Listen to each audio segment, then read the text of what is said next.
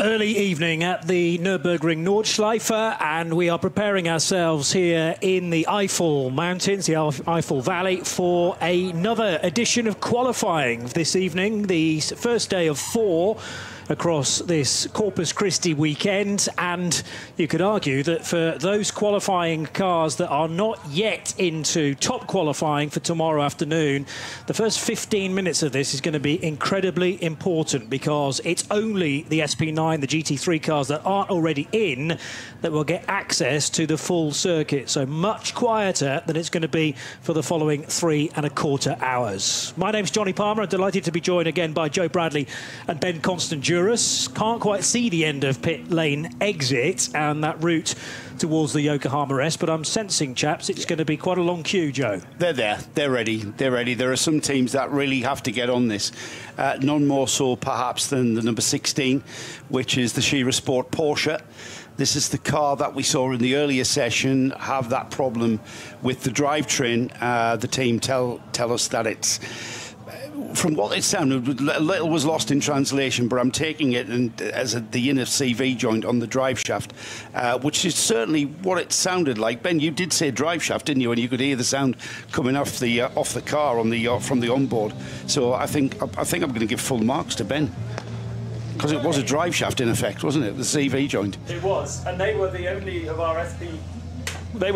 SP9 cars not to set a lap time at all. But we still do have SP9 cars, of course, outside of the possibility of getting into top qualifying, which will be our first session tomorrow. So we have to establish it tonight, because the top 15, top 17 positions on the grid will be set before the final qualifying session tomorrow afternoon. And then the rest of the grid will be set by a combined time, a combination of our 3 sessions, qualifying 1 earlier, qualifying 2 coming up, and qualifying 3 tomorrow. I still think, and I said this in qualifying 1, that the most important session will be this golden hour session, because it will be the fastest. Yeah, we reckon that. A team that's really laid down a marker, though, with an 8-minute 14.1, 4.7 seconds quicker than anyone. It's the number 1 Audi, the Shira Sport Audi. That Audi had pre-qualified for the top qualifiers. However, it was kicked out of that because of a change of tyre manufacturer. It's gone from Yokohama's to Michelin. It's lost its pre-qualification place, so it has to get it done in these qualifying sessions.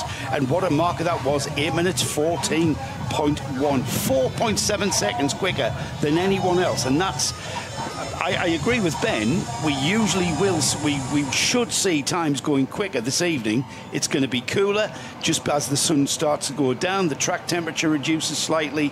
The air gets thicker. So we should see. I tell you what, though, guys. Are we going to see a quicker than an 8-minute 14? Yeah.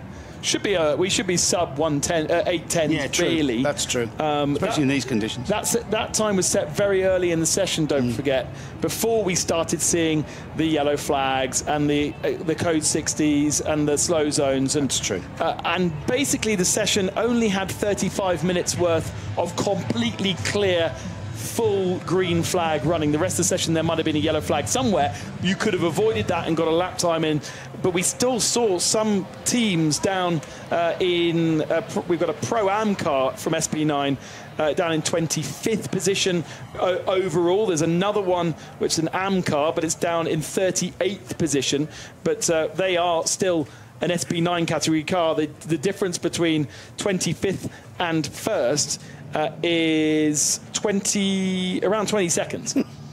So that could be a small yellow flag, and you could still improve on it. But exactly the same sort of environment's going to ensue out there on the Nordschleife.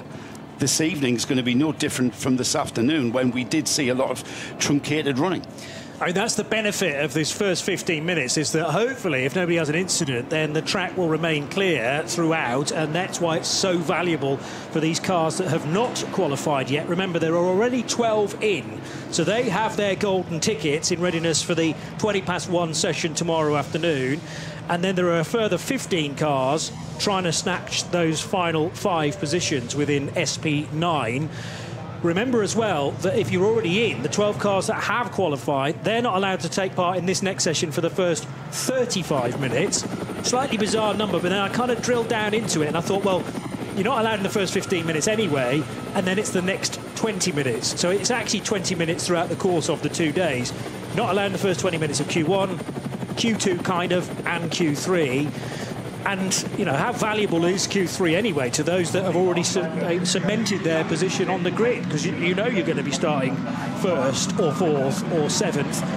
Will many of those take part in qualifying 3? We'll have to wait and see. Here we go, though, Joe and Ben. Here's the bomb burst, because the 2 Lamborghinis, the apt Lamborghinis, are heading out onto the racetrack. So they're on their Michelin tyres. Remember, there's a real big mixture of different tyre manufacturers as well.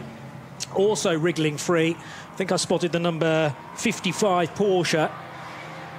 But this will be presumably just an out lap. You can't even afford, to be honest, to be wasting time doing a lap of the Grand Prix circuit. You want to do a flying lap and then start, an out lap, and then start your flying lap as early as possible, because 15 minutes with an 8-minute lap is going to go so quickly. It absolutely does. Recalibrate your mind. It's not a conventional racetrack in any way, shape or form. Well, think about it. It's exactly the same as what top qualifying is. It's 2 flying laps. So it's almost mirroring what we will see tomorrow afternoon with that session. The 8 minutes 20.643 is the target time to beat to get you through into the next session if others don't improve later on in the session, which they could likely do. So we're not going to establish who's in and who's out after this 15 minutes. This is just the cleanest running they're going to get, in theory. Yeah, I think it's going to be tough for anybody who doesn't set a time within this 15 minutes to then improve upon it, because of the reasons we've outlined. One of a number of Valkenhorst Motorsport Aston Martins now turning left. The other thing that I hadn't spotted, which you have to kind of go into the garage to realise this, but Valkenhorst Motorsport have a number of Aston Martins here. They definitely have a very pro car, which is the 34 car of Mattia Drudi, Christian Krognes, David Pittard and Nicky Thiem. Now, there's this partnership between Valkenhorst and Pirelli tyres, whereby they're working together. You go and stand by the 34, it's on Michelin's. Now, whose say has that been, I wonder? But clearly, the guys in that 34 car don't feel the Pirellis are going to quite match an Audi on Michelin's, a Porsche on Michelin's. So that's the black sheep of the family, if you like. And I just wonder whether the 4 drivers have got together with their engineer and said, we need to be on the French rubber to do well in this event. Look at the entry list in front of us. It says Pirelli, so it was obviously another late-ish change. And I wonder when that decision was made. They're not one of the 12. I wonder if they had been one of the 12, they would have been booted out of it. Yeah. Because if they'd run on the Pirellis, I'd need to check the records, but if they're on Pirellis during the qualifying weekend last month, it's the same story with the number 1 Audi. They've changed as well, also to Michelin from Yokohama, fairly late in the day, and now have to re-qualify for one of those 17 positions. Their time from earlier on this morning was 8 minutes 19.8. It was only 1,000th of a second from the car ahead of it. And if you look at the timings from this morning session, all right, we had the Shearer Audi going 4.7 ahead of the rest of the field, but then in second place, the second quickest car is only just under 0.3 of a second. That second place car, the number 40, had already qualified. That's the Black Falcon Porsche. Only a matter of just under 0.3 of a second ahead of the number 98 Rover Racing BMW, who likewise was just under 0.2 of a second quicker than the 4th place car, which was the Dynamic GT Porsche, who was just under half a second quicker than the Falcon Motorsports Porsche, number 33. That's how close, second all the way down to, where am I, to 10th. Just literally tenths of a second. Tenths of a second around this track. Tenths of a second in it between over 15 miles. Incredible. Some of that's down to the amount of code 60 and yellow flags that were around, because obviously you're hampered to go at 60 kilometres per hour, in some places 120 kilometres per hour, so you're going to get quite similar lap times. But nevertheless, there was still quite a lot of green around the racetrack during that first session, so that's the sort of figures we're talking about. But as Ben mentions, we can still shave a good couple or 3 or 4 seconds off the times we've seen so far. And bear in mind, it was an SB9 Pro-Am car that finished second fastest earlier on today, the 48 Black Falcon Team EAE car in its resplendent gold and red colours. So this is basically an extension of qualifying 1. It's called qualifying 2, but all the times are retained on the timing screen from earlier in the day, and there's always the option to go a little bit faster. So that's what we're talking about, a combined session. We don't have to worry about average times, you know, adding the times together for each driver and then dividing by 3, anything as complicated as that. It's sort of how Le Mans used to work, isn't it, before those hyperpole sessions burst on the scene. Long drawn-out qualifying sessions, and the time could come whenever. And it wasn't very telly-friendly, which tomorrow's qualifying session is very telly-friendly, and the excitement mounting. And all right, it's a long... again, we have to have a long session here. It's, what, 3.5 hours this evening? It's the Nordschleife, it's the Nürburgring. It's the 24-hour circuit. It's 15 miles. So, you know, it might seem like, you know, 3.5 hours, that's ages. You've got plenty of time to get your time in. You really haven't. You've got, you know, you only get maybe one optimised run on a set of tyres, really, and then, you know, your second lap isn't going to necessarily be as quick as your first lap. And then factor in incidents on circuit, cars on circuit. This is a vital start of this session, and that's why we're seeing all of the runners getting out there while the track is as clear as it's going to be for the next 3.5 hours. Christopher Haase in the #1, fastest in Q1, and out on circuit, right in the middle of the pack. The onboard camera sound, if you are following us on radio, is that of the #1 Audi. And of course, because he's not officially through yet, he's out on circuit trying to set a lap time and also trying to improve that lap time. Kelvin van der Linde in the only BMW that we have, the Rover Racing BMW, is in the 98. Matteo Cairoli in the dynamic Porsche 54. Then from Q1 in 5th position, the 34 Valkenhorst Aston Martin of Matteo Drudi, who was on pole position at Le Mans in GT3 just less than a week ago. Jordan Pepper is in the Lamborghini Red Bull team at number 27. And then I stumble across the first of the ones I can't do off the top of my head. Marek Botman, thank you very much, in the 37 Pro Sport Aston Martin. Johnny, carry on. Then we've got Dennis Olsen. I mean, talk about cool cars. The HRT 4 Performance Mustangs are just incredible. There's only 4 cars in that garage because the Mustang's such a massive car. They can just about fit 2 abreast at the front of the garage. Then you've got a little Audi S3 run by Family Net and Christophe Dupre. Yeah. So that's a cool car as well. I think John Hindhaugh mentioned earlier in the week that that's his favourite so far. And alongside it is a 3rd Mustang wedged into the back of the garage. And to be honest, they've been doing a lot of work on that. Only about an hour or so, an hour and a half to go to this session. There wasn't really a body panel on the yellow car at the back of the garage. They will have had to hurry to get that involved. Dennis Olsen is at the wheel of the 64. Johnny, don't forget that car stopped early in qualifying 1. It did have a problem out on circuit. No impact with the barrier, but it was parked up and dragged home. So whatever, I couldn't find out from the team what the issue was, but okay. As you say, it was pretty naked. It was very naked, and that car then needing quite a bit of work. They're numbered in sequence, so 63, 64 and 65. The 64 car is predominantly blue, yellow for the 65 Mustang, black and silver, cool combination of colours for the 63. It's the pro car that we'll probably be focusing on, which is 64, driven by at the moment by Dennis Olsen, and also in that car due to be Arjun Maini, Frank Stippler and Yusuf Ovega of the Ovega brothers. So back across the line for the first time. Audi #1 has reached the start finish. Christopher Haase doing, what time have we got for this #1 car? It's not no times yet. No times because that was out. That was an out lap, of course it was. So now we're going to begin the meaningful lap for a car that thought it was in, then it was out because of a deliberate decision. We have to think to change to what they think are better tyres at Scherer Sport PHX. And now with a lot of work to do. Kelvin van der Linde's Rover Racing BMW that finished earlier in the day 3rd fastest, ahead of the 54 Dynamic GT Porsche, and Matteo Drudi's Valkenhorst Motorsport Aston Martin. The other cars we missed, the 63 Mustang, which is being driven by Dirk Muller. So he's very much one of the pros in a Pro-Am entry. Marco Mapelli in the apt Sportsline Lamborghini. It's Easterland Racing's green and white Audi. Has Max Hoffer at the wheel.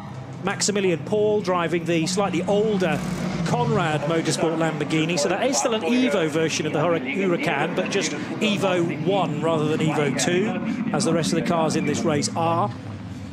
And the 55 Hankook tyred and Hankook liveried Porsche being driven by Marco Holzer. That was 10 minutes, now 11 minutes into the session. They are only going to get one flying lap before they are going to come across the line and be presented with huge amounts of traffic. Cars coming out, cold tyres, warming up, whereas these GT3 cars, these SP9 category cars, will be wanting to push on for a second lap and will be warmed up. So that second, this one clean lap is the only opportunity they're going to have for a clean lap. The second opportunity could be very, very busy in the early part of the lap. The first car on track, by the way, is the 54, which is Matteo Caroli. He is now heading up to the Foxhole. The number 1 has just gone through the Hudson back. Christopher Haase was the driver that put the number 1 time in this morning, the 8:14, and that was purely down to being out on the track in the same kind of conditions that we're seeing now, relatively clean. There's going to be no other cars, no other classes of cars out there, and this is where you earn your bucks as a pro driver. You are told by the engineers, you are optimized on that first flying lap. That's when your tyres are going to give you that optimum run, and you've got to deliver. And delivering around here is even a greater performance than what we see on a normal conventional track. And you know what? It's going to be interesting to see just how quickly he can go. He got a clean lap this morning. He's got a clean lap in front of him. He's got no real traffic ahead of him.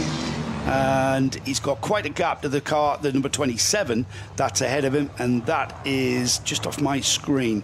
So it's on, it's very much on. It's the Red Bull Lamborghini Huracan, so he could well indeed catch that car.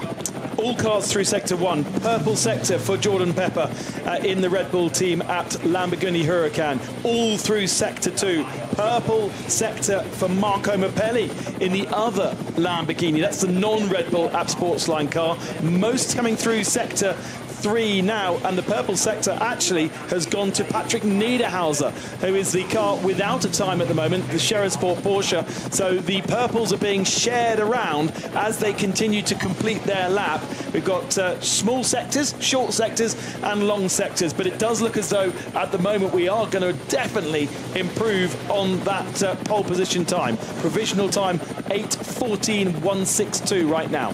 Niederhauser, very honest with Joe and I, because we asked him straight out who's going to do this first bit of qualifying too, and he said it will be me. He didn't have to be forthcoming as much with that information, but having come off the back of a double victory in the qualifying weekend last month, one was a sort of afternoon going into early evening race. The other one was a more conventional NLS time, actually started at 1 o'clock rather than midday, but 4 hours, both on the Saturday night and the Sunday afternoon. And those races served as actually rounds of the NLS this year. They don't always, sometimes they sit entirely separately, and also served as a means of effectively qualifying for this race, or at least trying to get into that 12 that was selected via very fast sector times generally, rather than qualification laps. Worth just emphasising, whilst permission for this first 15 minutes is allowed only for these cars that are out on track now, the session continues and times can continue to fall. It is not a case that these 15 minutes are all that matter. True. There's just the best opportunity right now to set it. Track conditions for sure will get better as we go later into the evening, but the track will be busier, and almost certainly, as we saw in Q1, there'll be a lot of yellow flags and slow zones to contend with.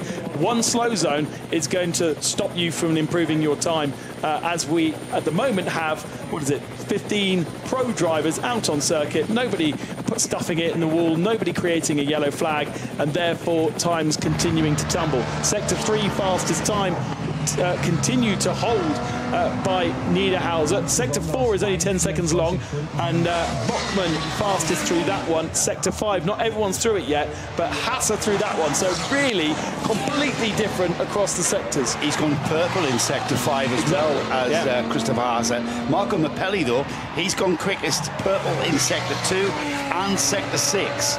So they're gonna produce lap times very, very close to one another. They're each robbing time from one another in different parts of this track.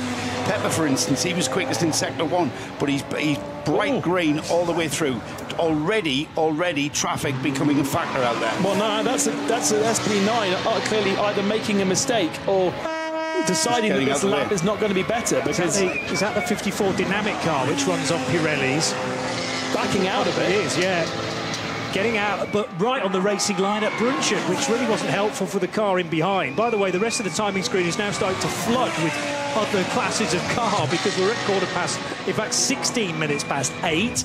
And now all of a sudden the pit lane is open to everybody. If you're wondering where Patrick Niederhauser is on the timing screen, you've got to look all the way down to 133rd, because remember this is a combined session, and that number 16 Porsche didn't set any times earlier in the day because of a suspected drive shaft related issue, which the team have obviously managed to fix now. Patrick Niederhauser about to put a first meaningful time on the board for the day, full stop. Leading cars coming onto the Dottingerhoe now. So that's the gap between the rest of the field, who are all flooding onto the Grand Prix circuit, and our SP9 cars. We are going to start seeing times tumbling and provisional fastest times being set, because the Lamborghini now leads the Porsche. You're right, it was the Matteo Cairoli driven dynamic Porsche that got out of the way, and his 6-7 no better than he's managed before. Actually, no, it's still an improvement. So green sectors across the board, and other than that, purple sectors, we're going to see all improved at the end of this lap. Marco Mappelli into Tiergarten, then Hohenrhein, that little left-hander which links the Nordschleife proper with the Grand Prix track. Normally, if you're on a tourist lap, you would turn right and start a fresh one. But Marco Mappelli's about to cross the line in the 28 and will go top. So fastest of the day with an 8:11.6 for the Italian at the wheel of the apt Sportsline Lamborghini. Jordan Pepper will back that up with another Lamborghini good time, 0.6 of a second slower, 8:12.2. Chris Haase goes even quicker than the Raging Bulls. So it's an Audi to the top with an 8:10.5. That is much more like it, Joe. Wow, that is more like it. 4 seconds quicker than he went this morning. And now we're seeing where we should be. And just shows just how classy these drivers are. All of the drivers at the top of those timing screens, they knew they had to deliver on that lap, and they have. It's going to be interesting. There's so many factors now going to come into play with the rest of this session, and you're going to be very, very lucky to get a lap like that again. Very lucky. Niederhauser into 5th position. Van der Linde improving its time but staying in 6th. An improvement for the number 7 of Conrad Motorsports Lamborghini. They go into 7th position, but it doesn't look like any more of our SP9s can improve enough to challenge Haase at the head of the times. 3 more come through. HRT into 7th, and who was it? Muller into 10th. So the 2 HRTs running together, actually. Matteo Cairoli, no improvement, stays 12th, and certainly is not qualifying with that. Drudy up to 4th position now. Even costing you time on the Grand Prix Strecker part of this 24H configuration here at the Nürburgring. That can cost you dearly when you are absolutely optimizing every single braking point, every single turning point. And now that we've got a very crowded racetrack, it's debatable, guys, whether we're going to see that sort of time again. You're going to be looking at the tracker. You're going to be looking at the track as to when you're going to release your car, because you can get past some of the cars a lot easier than perhaps some of the 992 Cup cars that are very quick on the straights, perhaps not as quick through the corners because of a lack of aero. So you're going to have to manage this really well from the pit wall. Don't forget what we've just seen in those first 15 minutes are the opportunity of 5 cars getting into top qualifying tomorrow. Those 5 cars then: Christopher Haase, Marco Mappelli, Jordan Pepper, Mattia Drudy, and the 5th machine, the number 37 of Malek Bachmann. Niederhauser missing out, Hoffer missing out, Olsen, Van der Linde, the only BMW not getting through into top qualifying. The number 1 into the pits, by the way, Haase coming in the back door, so to speak, having crossed the line. He's jumped out of the car. He's handed over the car now. And into the pits also has come the number 37, the Pro Sport Racing Aston Martin. That's currently 5th with a time there. Its quickest time, 8 minutes 14.6 there. And Niederhauser in, the number 16, finally putting in a representative time in the Shearer Sport Porsche, 8 minutes 15.5. And that car now in the pits for what may be a driver change. So the shock in all of this is the fact that an SP9 Pro-Am car, admittedly with a very pro driver, has managed to squeak into those top 5 positions as things stand. That's the 37 Pro Sport Racing Aston Martin, which is on the Goodyear tyre, and Marek Bachmann, who's sharing that car with Nico Bastian and Stephen Palette, might have just squeaked a place. And it means that the Shearer Sport Porsche, which is an International GT Challenge entry, is potentially not going to be in the shake-up for top qualifying tomorrow. Also missing out, as things stand, the 84 Easterland Racing Team Audi, and the only BMW in the entry. And Kelvin van der Linde has pitted. Now, the 2 Lamborghinis have stayed out, thinking it's still relatively quiet, perhaps. Why don't we push for another, even though they're occupying 2nd and 3rd places, and that would get them in. Whereas the only BMW doesn't want more of it at this stage. And have we included the Ferrari into this so far? Yeah, the 45, the only Ferrari in the whole of the entry, is already in, so therefore wasn't eligible for the first 15 minutes. That's the realised Kondo Racing with Rinaldi car. I'm just surprised that van der Linde, maybe Patrick Niederhauser, they didn't stay out and push on for another lap whilst the track it's not quiet anymore, but it's not very, very busy. I'm not sure why Jordan Pepper stayed out. Maybe he's continuing on to just see what the tyre wear was like after that quick lap, and now he's being held up by traffic in pretty much every area. He's only gone personal best in sector 4. Everywhere else he's gone much slower because he's tripping over the slower class cars everywhere he goes. Here's a theory though. Tomorrow afternoon you get 2 laps. So isn't it useful to know what the tyre wear is going to be like on the 2nd lap around? That might be just what they're trying to look for. But the other thing is, top qualifying is done on full fuel.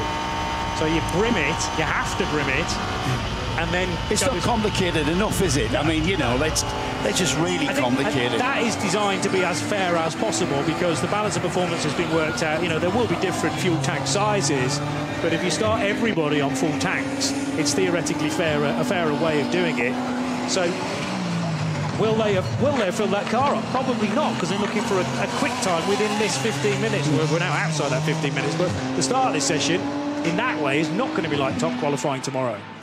Jordan Pepper was 13 seconds back the last time through a sector, even if that last sector of 35 seconds was better than he'd previously gone through it. He has had to come through a couple of BMWs and he has had traffic, so 13 seconds slower than he previously managed. That would then massively drop him outside, put him into 17th position overall. Interestingly, that BMW, the only BMW entered into the top class for this running, 7 seconds, over 7 seconds back from Christopher Haas's time.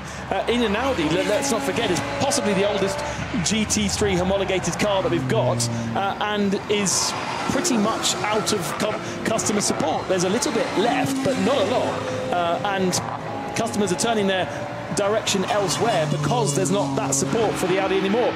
We have, why have we got a purple sector at the top? Is that a change of driver? That is a change. No, that's a change. No, that's still the number 1. I think it's gone purple on our timing screen because it's the quickest time still. Okay. Yeah, I'm not sure it's actually an improvement. I think it might be because Winkelhock's gone back across the line. So he did an outlap around the Grand Prix circuit and then completed that on the Grand Prix circuit. And the way that the timing system works, it's flashed it up again. But that's still, for me, the Christopher Haase time. Just because Winkelhock has taken that car over, but it hasn't done an extra lap yet. In fact, its sector 1 time this time around is 7 minutes, which indicates a pit stop in the middle as well. On board once again with the Red Bull team at Lamborghini that runs in the DTM with Jordan Pepper. It's a beautiful livery. He's now on the Dottinger Hope and running easily running past some of the slower traffic. Interestingly, looking at some of the top speed times with Peter McKay earlier on, the GT3 cars are running very similar top speeds to the GT4 cars and even some of the TCR cars. They're within 5 to 10 kilometers an hour of each other. Why? Why is that? Because the GT3 cars run so much more downforce and can run more downforce, meaning more drag, whereas the GT4 cars and the TCR cars really don't have much to play with. They are as they are. And so coming to Lappery along the Dottinger is actually not as easy as you would have first thought for those GT3 spec machines. The Ovega-driven 64 Mustang has suddenly popped up. I'm not sure it was there initially, but I'll check when that time was set in the 64 Hout Racing Team Mustang. It's still only 8th place, so wouldn't get the Ovega-driven car into the magic top 5. So that's Yusuf Ovega sharing with Stippler and Miney and Dennis Olsen. And that car going 8th fastest now in the predominantly blue livery with a little bit of yellow detailing as well. Mühlner Motorsport have 3 cars entered into this year's race. The instantly recognisable sky blue and white livery of the Belgian squad, and one of their cars is now motoring its way into Tiergarten after Antonius Bucher underneath the bridge there. Very, very busy, in fact, for the McLaren, and a BMW trying to overtake it into Tiergarten. Also in that little group is the Conrad Motorsport Lamborghini, which has Maximilian Paul driving it. 10th fastest so far, but that surely won't be an improvement for Max because he's got so much traffic up ahead of him and just hit a wall of rear wings there. Needed to get out of the throttle at the last moment. But some teams are changing drivers, as Marcus Winkelhock still trying to wait to see whether he will head on to Hatzenbach, chosen to do another Grand Prix lap though in the Scherer Sport Audi number 1. It's the top 5 that we're focusing on here, and just outside that top 5 is the number 16, the Patrick Niederhauser car that was didn't produce a lap time. That is their first flying lap there, so they need to get a little bit more speed from the car. They've got a change of driver now at the wheel of the 16, and that is the, and I've lost him off my sheet. It's Feller. What's Ricardo? It's Ricardo Feller. That's now been given the task of getting that car into top qualifying, and we'll just keep an eye on its sector time, still out there, just starting the run. But that's where the action is. The action is the top 5 currently on the timing screens. They are the 5 cars that are going to join the already 12 cars that have qualified into top qualifying tomorrow. So target time then is an 8:14.6. Not much different to the very fastest time we saw in qualifying 1, but the target very much moved then. And of course that target is for those at the moment that sit from 6th position down to 13th. The car in 12th position doesn't care so much about that target because they are already in there, the fastest of those that have pre-qualified into top qualifying, with number 48 of Dan Arrow, which is still yet to allow to be out on circuit. They're still waiting for those last couple of SP9 cars to be allowed to enter the track. Yeah, so if you're a fan of the Manthey EMA 911 Porsche, or Grello as it's so well known as, the mixture of green and yellow, that car also is not eligible for the session until we get 35 minutes into it, so that's about 6 minutes away. And then there'll be another big entry of cars from the pit lane, which will be all the rest of the SP9s who are legitimately allowed to take part. And then the problem for those that aren't already in, so Patrick or Ricardo Feller in the 16 and downwards, it's going to get even busier out there and perhaps more unlikely to find that window within the traffic to get better timing, and it's going to be so frustrating.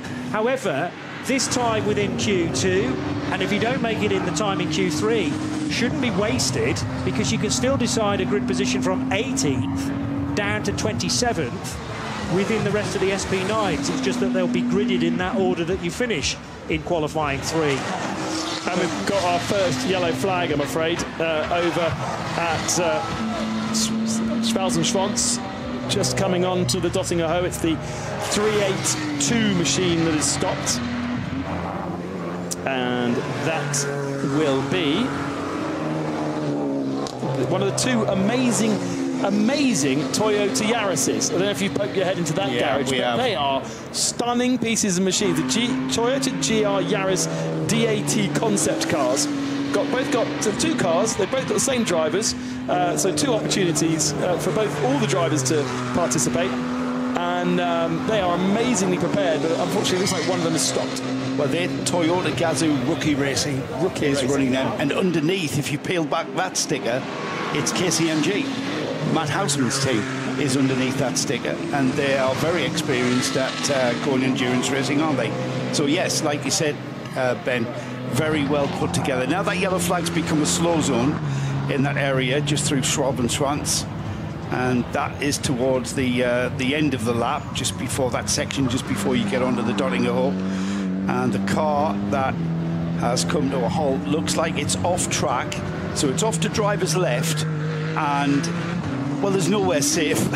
I was about to say it's parked safely. It is, because it's on the grass. However, we'll still be needing recovery for that car if he can't control alt delete and get that thing restarted. But we're not going to ever get a chance on our broadcast to look inside those cars, but they are so stunningly built and prepared, and there's so much technology. Of course, the bonnet itself can't really package anything more than the engine that's already in there. So they've had to put everything else racing related into the back of the car, and rather than it being beside the driver, which traditionally you see all the electrics kind of right beside the driver for weight, they obviously felt the need to put it at the back because there's so little weight over the rear axle of the car. So a lot of the electrics and all the sort of peripherals have been moved further back. All the management systems, with all the looms coming off it. And I think that's to try and settle the rear down on that car. It could well be, and just to give it a bit more of a balanced weight distribution, but also accessed via the hatchback. Easy. So easy to get in there. Absolutely. rather than squeezing into the passenger area of the traditional way. They also are running a Supra as well, so they've got two Yaris's, and there's also an entered Supra which is equally beautifully prepared. That's the 110 machine. That does have a different set of drivers. Yeah, but as you've mentioned, probably interesting that it's an identical quartet, both in the 109 Yaris and the 382, which is the one we're concerned about at the moment. Daisuke Toyoda is at the wheel of 382, joined by Maurizio Hiroka Ishiura and Kazuya Oshima, and they're going to be featuring in both of those cars. I suppose it's useful to know precisely how a Toyota GR Yaris handles. And Johnny, do you know who Maurizio is? Go on. Mr. Toyota himself, the president of the company. No way. Aoki. I can't say it now. Akio Toyoda. Okay. Yeah. And he's a massive motorsport fan. He would have raced here before, sure. I would have thought so, yeah. I think he has, yeah. Over several years. Yeah, well, that's that gives you just an indication of how important this race is. Well, that gives you an indication of how passionate the guy at the top is, and that's why we see Toyota Gazoo Rookie Racing here at the Nürburgring 24 hours. I don't know who Daisuke is, though, whether it's a son or a brother. But he is the least professional of those of that lineup. The other two are Super Formula drivers. Or another company board member. Or with the same name. Yeah. But Super Formula drivers normally come in here to race in a Toyota Yaris. Yeah, no. I just love that. Yeah. Yeah. Classic Nürburgring 24 hours, isn't it? Not as much downforce. Possibly not. Yeah, not as much grip through the corner. I mean, there are some real nuggets further down in the entry list. I don't know whether you've spotted yet in a TCR car, Nathaniel Berton, who's a regular racer in LMP2. 2 years ago, he was in the Glickenhaus at the 24 Hours of Le Mans. And the Frenchman, who is certainly far more at home behind the wheel of a Le Mans-type prototype, now in TCR land. And he's certainly not the first to sample a hatchback-style car with heritage elsewhere at Le Mans. I remember Matthias Besch turning up in a Renault Clio many years ago. It's just like, what? But they don't care, because if it's a racing car and they can work out where the grip is, where to unleash the power. They undoubtedly take the racing line with their supermarket trolley through the cold meats and into the fruit and veg. Yeah, but we all do that. Need to shave a bit of time through there. In the TCR alternative fuel category, We've got Sebastian Vettel's brother, Fabien, who is a regular here. We've got an all-female car by WNS Racing, which includes Fabian Vulvend, who's probably the most famous of those drivers, although you may have heard of Kari Schreiner as well. And Johan Kristoffersen, I bumped into in one of the garages, the only, was it, 7-time World Rallycross champion and a 3-time winner of the TCR World Championship back in the day when it existed, including a race here in a TCR car when TCR was a support race to the 24 hours. So very much looking forward to racing there. Only problem is sharing a garage with Tom Coronel. And he said it's so distracting, as you can imagine. Tom is a top guy. Well, we happened to bump into Tom Coronel yesterday. I can't tell you what he said to me when he saw me. He made a beeline for Adam Christodoulou, who we were chatting to at the time, totally ignored Joe and I. And then we went, oi, what about us? And then he realised, flung his arms round us and said various expletives. Yes. Which is generally the way that Coronel rocks, isn't it? It's a traditional Dutch greeting. Yeah. Of course.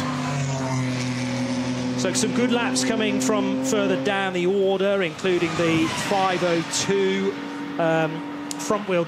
rear-wheel drive GT Tyre Motorsport BMW.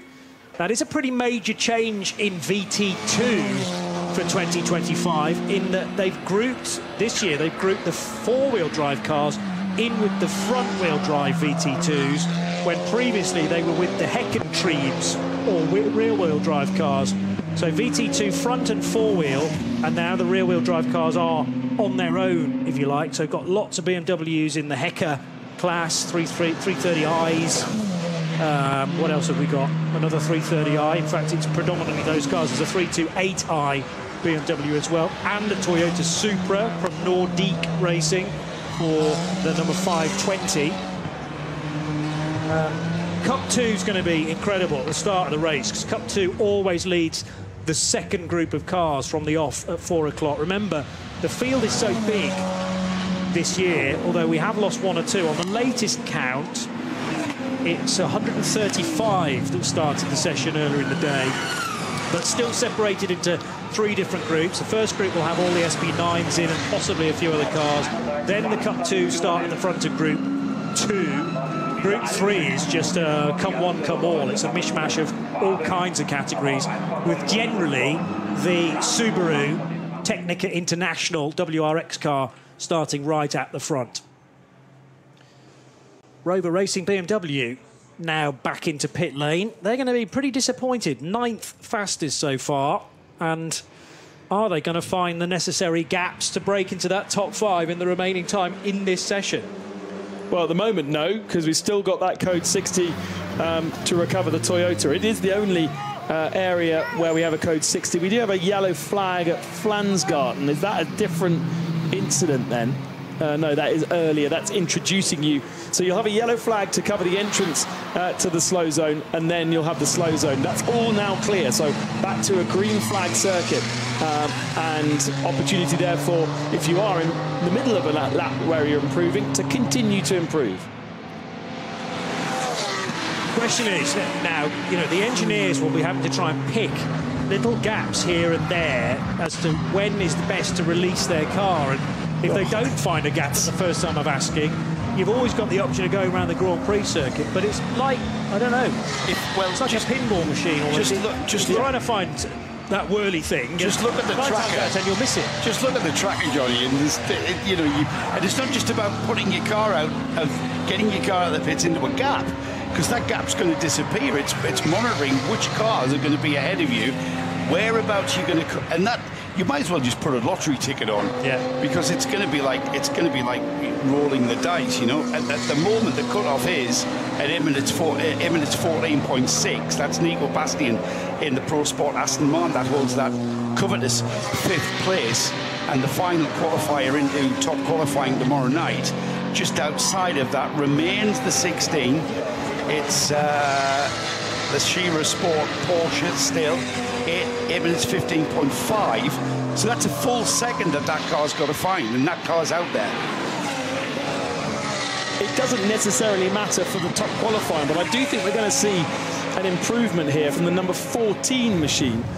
which is setting green sectors throughout its lap, its first lap. Now, this is a car that has been held back for the first 35 minutes, so the Mercedes team Bilstein Get Speed machine is now out on track with Maro Engel aboard, I believe, and we are seeing green sectors for quite a few of those IGTC cars and those pre-qualified SB6s, SB9s. So they are going to start getting themselves back into the mix of those cars that we saw setting times earlier. Doesn't matter, because all those times will be reset come tomorrow morning. But interesting that even if we do have all the cars on circuit now, there is still the ability to do some improving.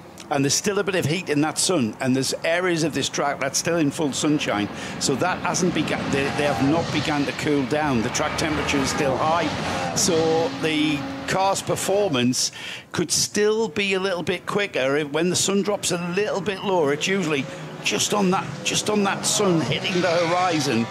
The air gets cooler, the track gets cooler. There's a lot of this track, especially out there on the Nordschleife, that's shrouded in shade because of the trees and the proximity of the trees to the track edge.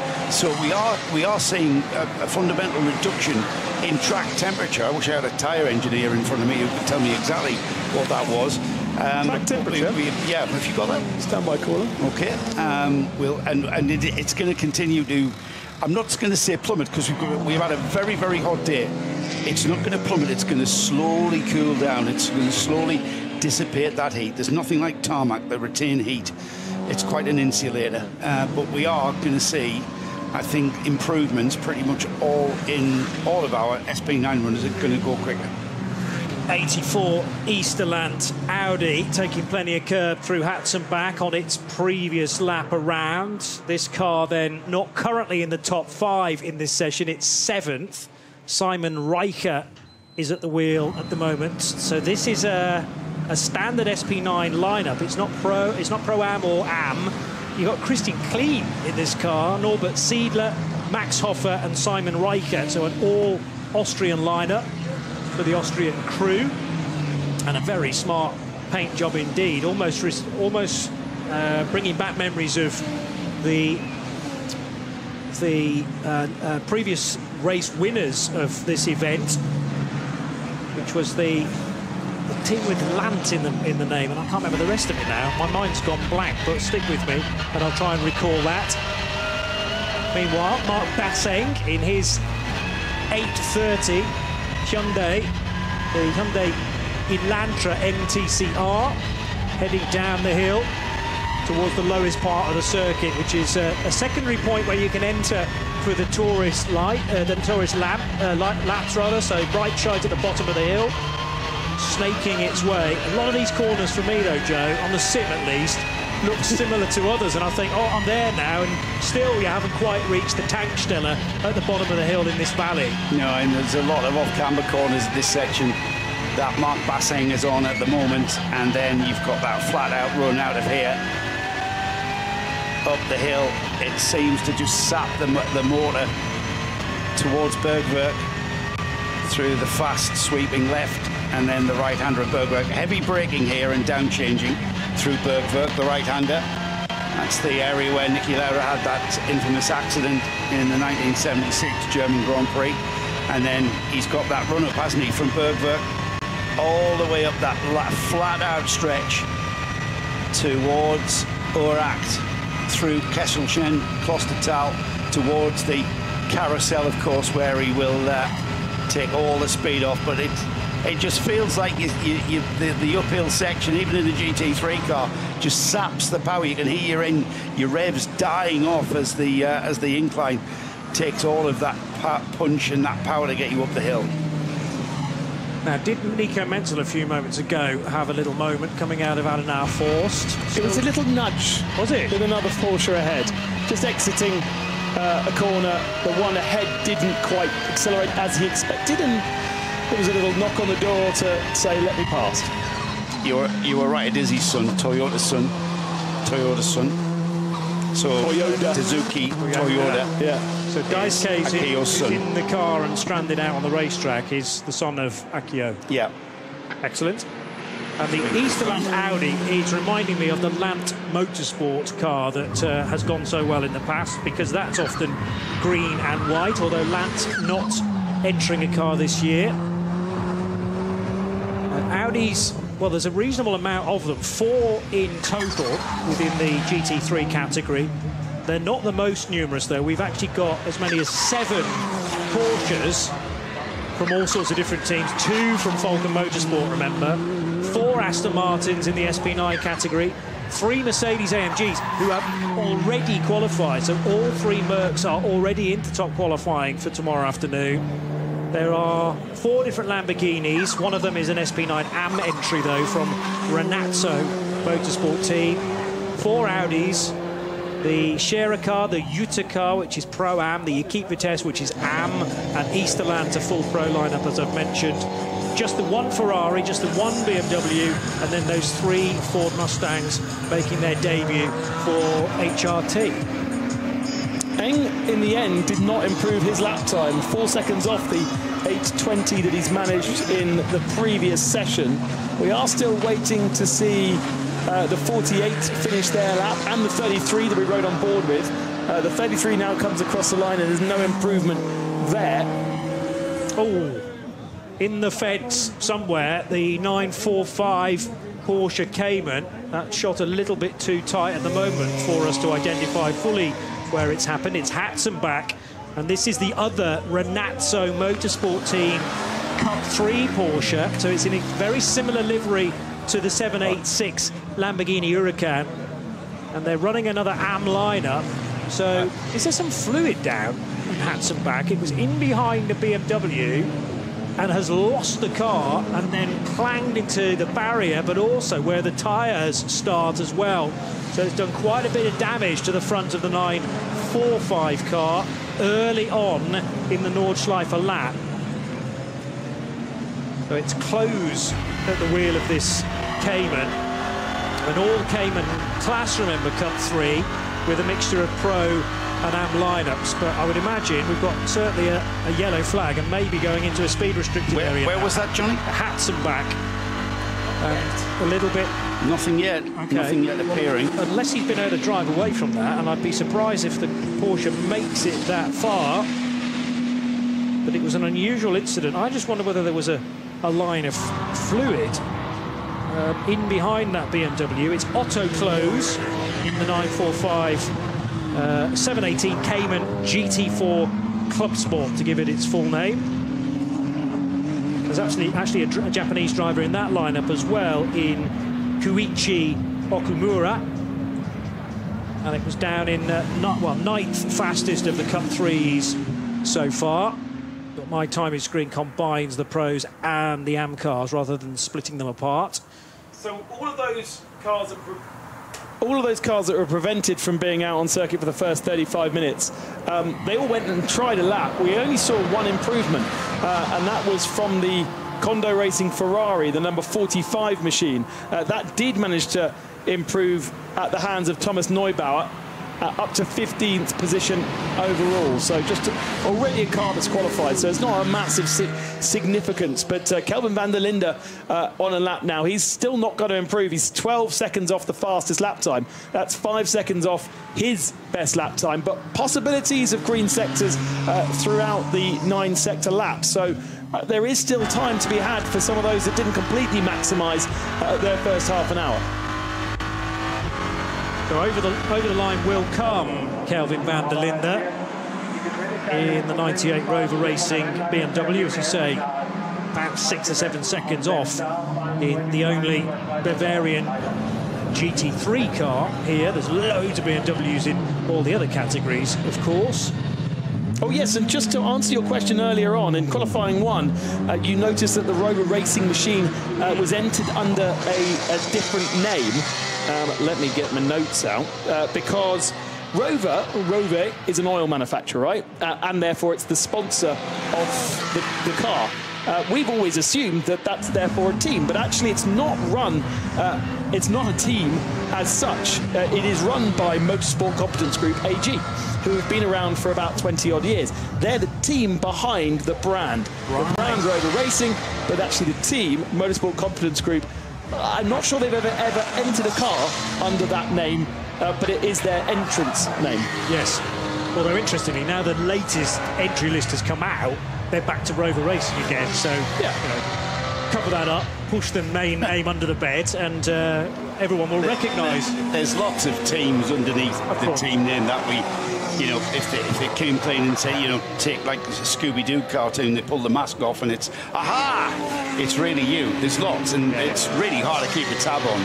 Well, remember 2 years ago when Fricadelli took that incredible win for what was at the time a new Ferrari 296. There were an awful lot of Rinaldi guys running that car on behalf of Fricadelli with their limited experience with Ferraris, whereas Rinaldi, who are here this year as well with the 45 Realised car, they're experts. They sound very Italian, Rinaldi, but they're actually German, and probably choosing a Italian-sounding name for obvious reasons. I think Grello might get an improvement on the time here. We're on board with Kevin Estre. It's a purple sector right in the middle of the lap. That's the short sector 4 of just 10 seconds long. That's the purple. The early part of the lap, good. There are yellow flags and slow zones, but I think they're behind him on the lap. Estre, again, another car that is already qualified, sits down in 21st position with a time of 2:23.7 from earlier on, and he's now on the Dottinger hose, so avoiding all the slow zones and yellow flags behind. We should see an improvement, but he's still 5 seconds off the ultimate pace that we've seen in qualifying so far. That shows just how hard this is to get those lap times when you don't have a clean track. Have we mentioned the slow zone out of Arenberg up through the Foxhole, or down the hill through the Foxhole towards Adnar Forst? Slow zone coming in through the Foxhole, which is those sweeps, those left and right sweeps where you just straight line between the curbs. It slows down at the bottom of the hill before it starts climbing back up, and I'm not quite sure. We've got the number 945 showing static so in that area. Right, so that has made, so we thought that was it. We thought that was it. I'm pretty sure he crashed at Hatzenbach, and he's carried on around. He's carried on and got as far as the Foxhole down the hill. Wow. Yeah. Well, I'd like to just describe that whole incident to you again and be absolutely sure it wasn't further around, but it did look initially for Otto Close as if that car was semi-drivable.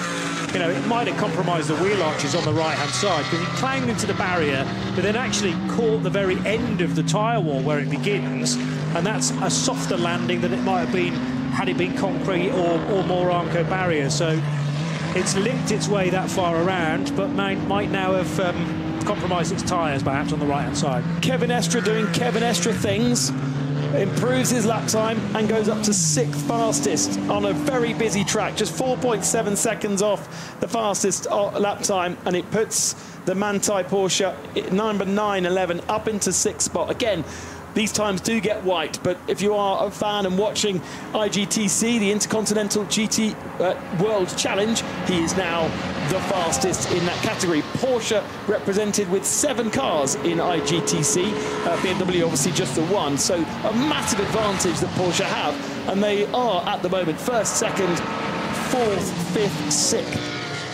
6th. Not bad. He's gone 6th. All that means with regards to tomorrow night's top qualifying, he's pushed the first non-qualifier for that session down to 7th. Yeah. It's not really going to be a factor. The number 16 Porsche that needs to go quicker he's still chasing at 8 minutes 14.3, and it's a full second that he needs to find. And it doesn't even affect the order in which they run in that top qualifying session, because that's drawn by lot. Yeah. So one would assume perhaps that if you went faster, that would give you a better running position, but actually that's not the case. It's completely random, the running order of top qualifying. Isn't that what they do in rallying?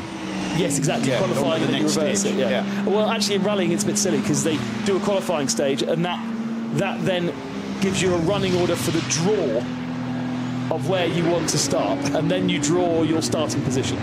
Right, so it's still a bit of a lottery then. Yeah. All right. Well, no, not really, because if you go first, then you have the opportunity to pick the starting first. Right. And then you decide whether if you're on gravel, you're starting last, or if you're on tarmac, you're starting first. So you have more control. Right. we digress. Is there a Grello door mirror now sitting on the road just off the Yokohama S, or perhaps from another yellow car? It might be from a Renazzo Lamborghini, potentially, but bright yellow. Carbon fibre as well, so it costs a lot. Get that back to the team as quickly as you can. Yeah. Might only need a new glass. So that might indicate that it is an SP9 car that's lost a door mirror, and if Kevin Estra's willing to, well, I was going to say he's willing to push, certainly he is, but having set that time, which puts him theoretically 6th in this session with an 8:15.3, was he that eager to push again at the start of a Grand Prix lap that ultimately ended in the pit lane, because the Frenchman's now there and back with the team. Grello are not in a luxurious position compared to others. They're having to share a garage as well. A garage not shared with the Rover guys, but Rover, wow, are doing a lot of work now to the front of this car. Yeah, that's not just a bit of a service for this session. Is that a big setup change, perhaps, that's going on there? We are seeing that could well be, but we're not seeing any kind of tracking gear or any laser tracking gear out there, or any corner widths, any scales to where the car... Not yet, but the bumper's off. Not yet, yeah. The bonnet's off, the wings are off, all the attention's on the front end. Looks like they're playing around with the steering arms and suspension arms. And whether he's damaged something. Well, you do ride the curbs well here, don't you? They're not replacing the nose. They've taken all the front bumper off, and the first job was to actually start cleaning it again. Yeah, so giving it access then to the suspension components of the front end. It's got to, the front bumper's got to come off. So while it's off, you might as well clean out all that ducting. That affects the airflow to your radiators and your oil coolers. So you're going to take the opportunity while you're off, that is off, to do something else. You're going to take the opportunity to completely service that front end as well. Joe, you've seen racing drivers talk without being able to hear what they're saying. Kelvin van der Linde there in a slow-mo describing what happened. Bit of a loose moment, I think, is what I got from that. Down the hill, yeah, it compressed, turned in, swivels his shoulders, swivels his shoulders, outlining. He got a bit sideways. Kelvin's quite a good driver when the car's sideways, though, I've found. News on the 97 machine. Do you remember that was on fire at the very start of qualifying 1? They've taken that car back to the factory, wherever their factory is, and they will be working on it from home and dismantling it and bringing it back for Q3. That's the idea. So obviously relatively serious. They thought it might be an engine failure. They had an engine for the GT3 997 car here, but presumably if the team is relatively local, they prefer to go to the workshop and do the work there. That SP7 car was initially entered under one of the driver names, Julien Ria, but it now doesn't have a driver, or doesn't have a team name at all. Julien Ria, Valentin Lachenmeyer, Mark Trompeter and Ralph Charles are its 4 drivers, and Julien was at the wheel when maybe that brake was snatching and caused a fire, or perhaps they are concerned about whether the fire has then done some damage to the flat 6 that sits at the rear of one of the older Carrera Cup 1-make cars. You were spot on with your identification of where on the track the 945 Porsche 718 came and went off, Johnny. Its issues started at the Hatzenbach. Tried to continue with suspension damage and got as far as the bottom of the foxhole. So you were spot on with your track identification this early in the week. All these years of doing NLS races, you see, it's paid off. Look how useful in life that is. I'm not sure necessarily. You wouldn't really want we're fond of you. If a pub quiz has an NLS section to it, then get me there, because if I had a pub class, it'll be a pub around here. Probably tomorrow night, won't it? There's an idea. There'll be a pub in Adenau that will be doing a pub quiz about Nürburgring. Get us down there. We're at the top of the hour, gentlemen. We've had, have we had a full hour of running, or just a few seconds off? If you count the opening 15 minutes, it was for the select few, then yes. Yeah, full hour. So let's have a quick rundown of our class leaders, the fastest in class. So we know all about SP9 and the SP9 Pro-Am, which is the number 48 Black Falcon team. They are quickest in SP9 Pro-Am. The SP9 Pro class being led by the 33 Falcon Motorsports entry. Cup 2 is being led by the number 948, the 48 Lodge Motorsport by Black Falcon. Max Cruz Racing, the 644, currently fastest in AT2. SP Pro, that's the number 347 Nordic Racing. SRO Motorsport, the number 59 in SP8T, that's the quickest in that class. The quickest in AT3 is the number 19 Max Cruise Racing entry, the number 19. SP4T, that's the T for Turbo. The Subaru Technica International Car 88, that currently is quickest there. It's the Hyundai Motorsport Target Competition number 830. They are quickest in the TCR class. And then in Cup 3, we've got the 959 numbered SRS Team Soak Rensport. SP10 sees the 175, the Pro Sport racing car. SP7 is the number 70 Black Falcon Team Zimmerman entry. Toyota Gazoo Rookie Racing, the number 109, is currently leading SPT2. SP2T. SP3T is the number 303 Hyundai Motorsport Target Competition entry. BMW M240i is 658. No team name there, just the team number, and it's currently being driven by Yukisin.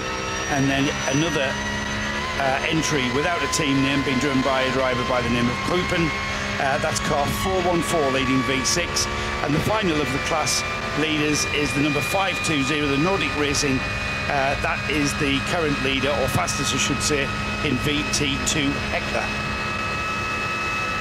Ricardo Feller absolutely flat out now down the Dottinger Hoor in his number 16 Shearer Sport PHX Porsche. That challenge he's making on getting into top qualifying was completely destroyed at the Vauxhall with that slow zone. Now he needs to build up pace and optimise this next lap, because time, dare I say it, time's running out. We're inside the final 2.5. We are green though, and we are getting very close to that golden hour, aren't we, before the light starts to fade. I'm always amazed at how fast people drive in twilight and in those early sort of night hours, even if it's very hard to see. Somehow, because they just know how to get around this circuit, almost blindfolded, they are still able to set great lap times. And there is, whilst it stays green, time to do it. We've nearly had, the stats say that we've had 6 minutes of code 60 and 1 minute of yellow and 53 minutes of green. Whether that's true or not, I'm not sure, but that's what my stat computer is saying. Maro Engel now driving the number 14 Mercedes. So this is the entry from Get Speed. They're down in 17th position, but as I already mentioned, all three of the AMG GT3s have pre-qualified. Engel through Flugplatz, Kittelbacher Hoor, and now on towards the very fast left-hander at Schwedenkreuz. Arenberg is the hardest stop into the right-hander, and then underneath the bridge. Beautiful scene right in front of him then for the Bilstein liveried Mercedes that thunders its way out of Arenberg and down into the foxhole. You can watch from that bridge. There's a sort of semi-public road there. It's more of a dirt track which goes across the racetrack, and then just, if you get up on your tiptoes, see them disappear, thunder their way downhill en route to Adenauer Forst. It is so stunning, isn't it? This time of night, in this area of the world, whether you're at Spa or the Nürburgring, this area is just stunning. And let's not forget, Spa is only around an hour's drive away from here. The low sun of this evening, it's not necessarily going to be compatible with being able to see for these drivers when it's in their eyes, but it is beautiful for photos and images. The Ardennes is part of the same forest. The Eiffel Forest is part of the Ardennes forest. The only thing that differentiates is the German-Belgian border, isn't it? So one mass of trees. A lovely area to visit, whether you're motor racing at the Nürburgring 24 hours. I hope there are fans that are doing both. Like literally going from here, rolling over to Spa for next weekend. There are, we think, 7 drivers that are doing both. Interestingly, there is one driver that I've been told who is doing 4 24 hours in succession, because Mattia Drudi is taking part in the Fun Cup race at Spa the weekend after. There could well be a few of that. Punishment, isn't he? Yeah, I ran Maxime Martin for a Belgian team back in the day. And in Funker. In Funker. Christa Dula was in the team that Trustwell and I were part of. There was another superstar as well. The thing is, they're all built by WRT, so there's a link between professional WRT BMW drivers and the Fun Cup. And, you know, I fancy a bit of that on my weekend off. Vincent Voss will find you a seat. Slipstreamer, that one. Slipstreamer. Yeah, that's 160 cars around a 7-kilometre circuit. This is 135, it seems. Around a circuit similar, 4 times the size. Similar. Double the size of Le Mans. Maro Engel now showing green sector times in the first 5, and a purple sector time shines brightly out at sector 6. He has got 3 more sectors to complete the lap in the number 14. Well, he's got a Cayman that he's got slightly caught behind there. Was able to navigate it, but not too much of a problem. Doesn't look like there's a huge amount of traffic in front of him to contend with for the end of the lap, but there's a lot of greens now coming onto our screens as the circuit goes back to fully green flag racing, and an opportunity, as we said, the golden hour. This is it. This is the time to improve those times. It's also the time that the visibility when you're heading into the sun disappears completely. True. Especially if you're catching flies. And Maro Engel now for the Mercedes AMG team gets speed. They are currently way down the order. They haven't really shown 17th place overall. What does he do here? He's got 3 cars, 3 wide on the Dottinger Ho, all pretty much travelling around the same speed. And as we said earlier, the GT3 car not that much faster in a straight line than many of the other category cars. So we're actually looking at a Ford there. Well, that's Arjun Miney, who's just a bit further up the road than Maro Engel. But he's not closing in at all on those 3 ahead. Didn't seem to be. And now he's got a real problem, because in the braking area, this is where the Mustang makes up so much ground. But when does he hit the throttle? Because he's going to have to go left of one of these BMWs. Remember, slightly compromised on the main straight anyway, because a section of it is coned off, and that's the bit where you can return on the Grand Prix track. So 64 over the line, Arjun Miney, and God, he was pretty close to improving, you know. He was just about a second off in the end, and that was probably the delay, rather, that he suffered in Tiergarten. And Engel being held up for the second time that I can see in this lap. It didn't really cost him any time in the previous sectors. I'll be amazed if it's not going to cost him any time in sector 7 there. He's got another slower car to get through. They're at the Kleiner Carousel, as far as I can make it. Yeah, Kleiner Carousel just out of there now and heading towards the final stages of the lap, out towards Galgenkopf. The left, yes. The right-hander onto the Dottinger Ho. I forgot that name for a second. Good knowledge. Here he comes onto the Dottinger Ho, fastest part of the track. And 11 seconds gone. 11 seconds off the fastest time. Yeah, lost it in sector 7. Where is that sector? He's just off our... Pete McKay sent us a lovely screenshot of the sector on the... Yeah, so he did a 2... Sector 7 is from the... It's a big one. Rise up towards the carousel all the way to the entrance onto the Dottinger Ho. He did a 2:31, and the fastest through there's a 2:25. So he did lose a big chunk of time behind those cars that we saw. Now to the end of the lap, and maybe still an improvement. Engel's down in 17th position, 9.5 off the fastest time, so could still improve. Let's see. No.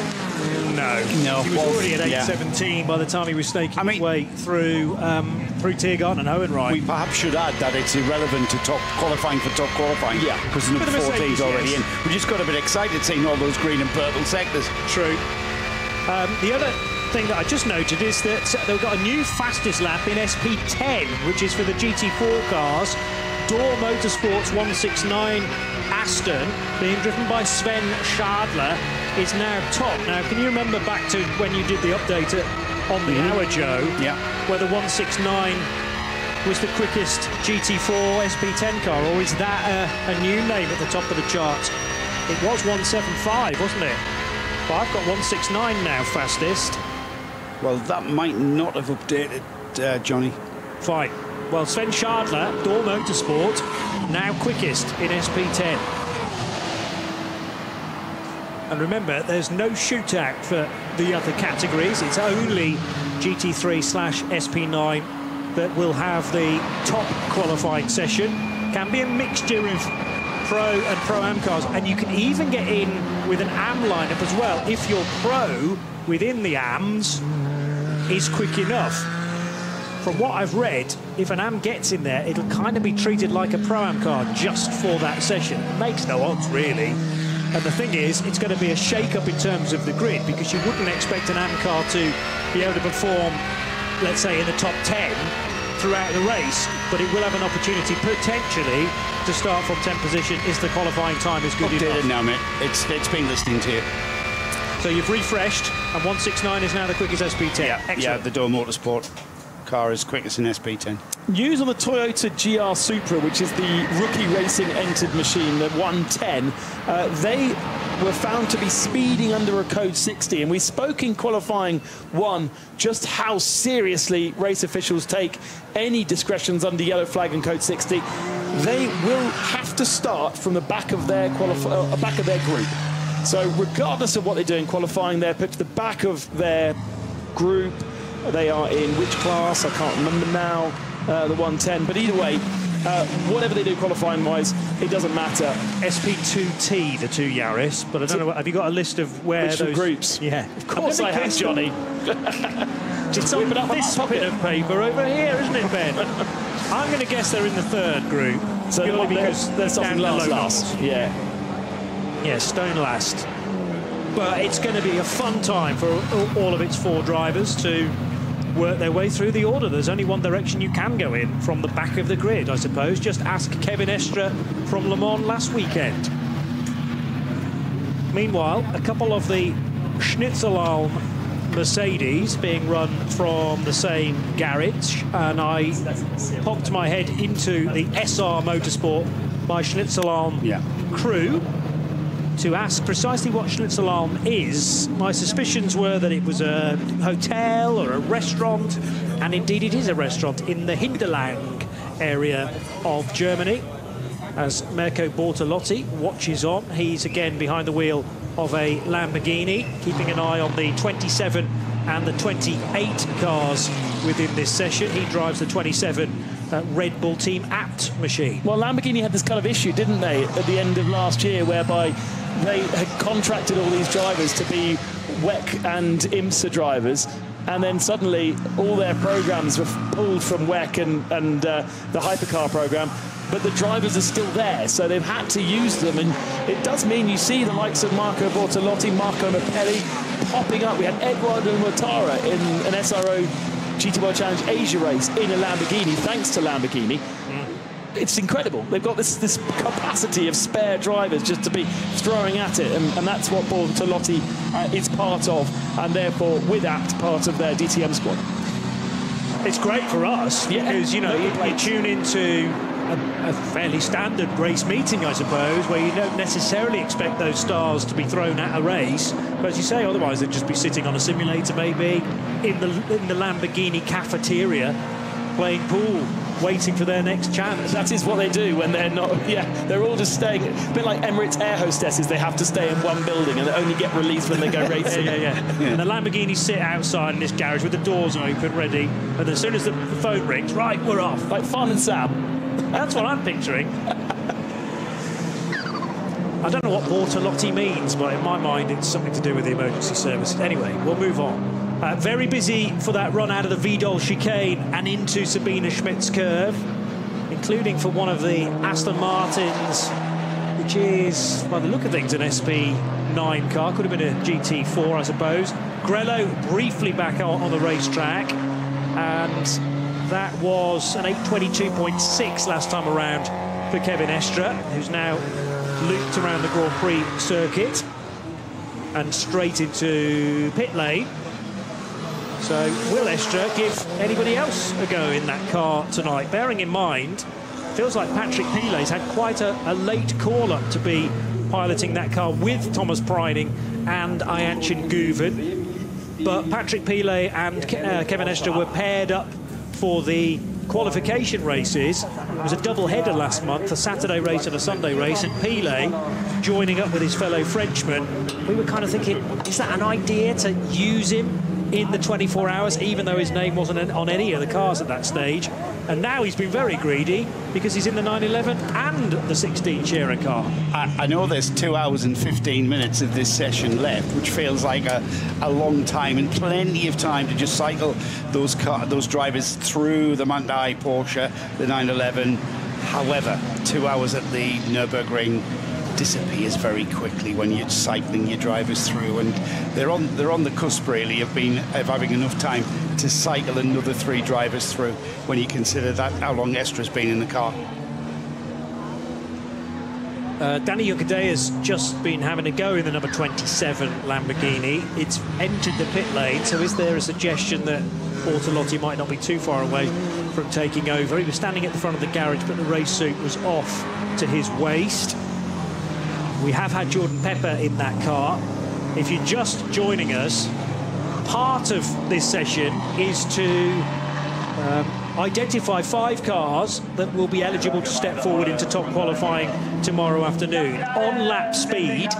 And very early on in the session, on the first flying laps, we might have already established those 5 cars. The number 1 Audi of Sharer Sport, the 27 and the 28 Lamborghinis of the Apt racing team. One's called Apt Sportsline, the other one is Red Bull Team Apt, with the dark blue of Red Bull, making that a very smart livery.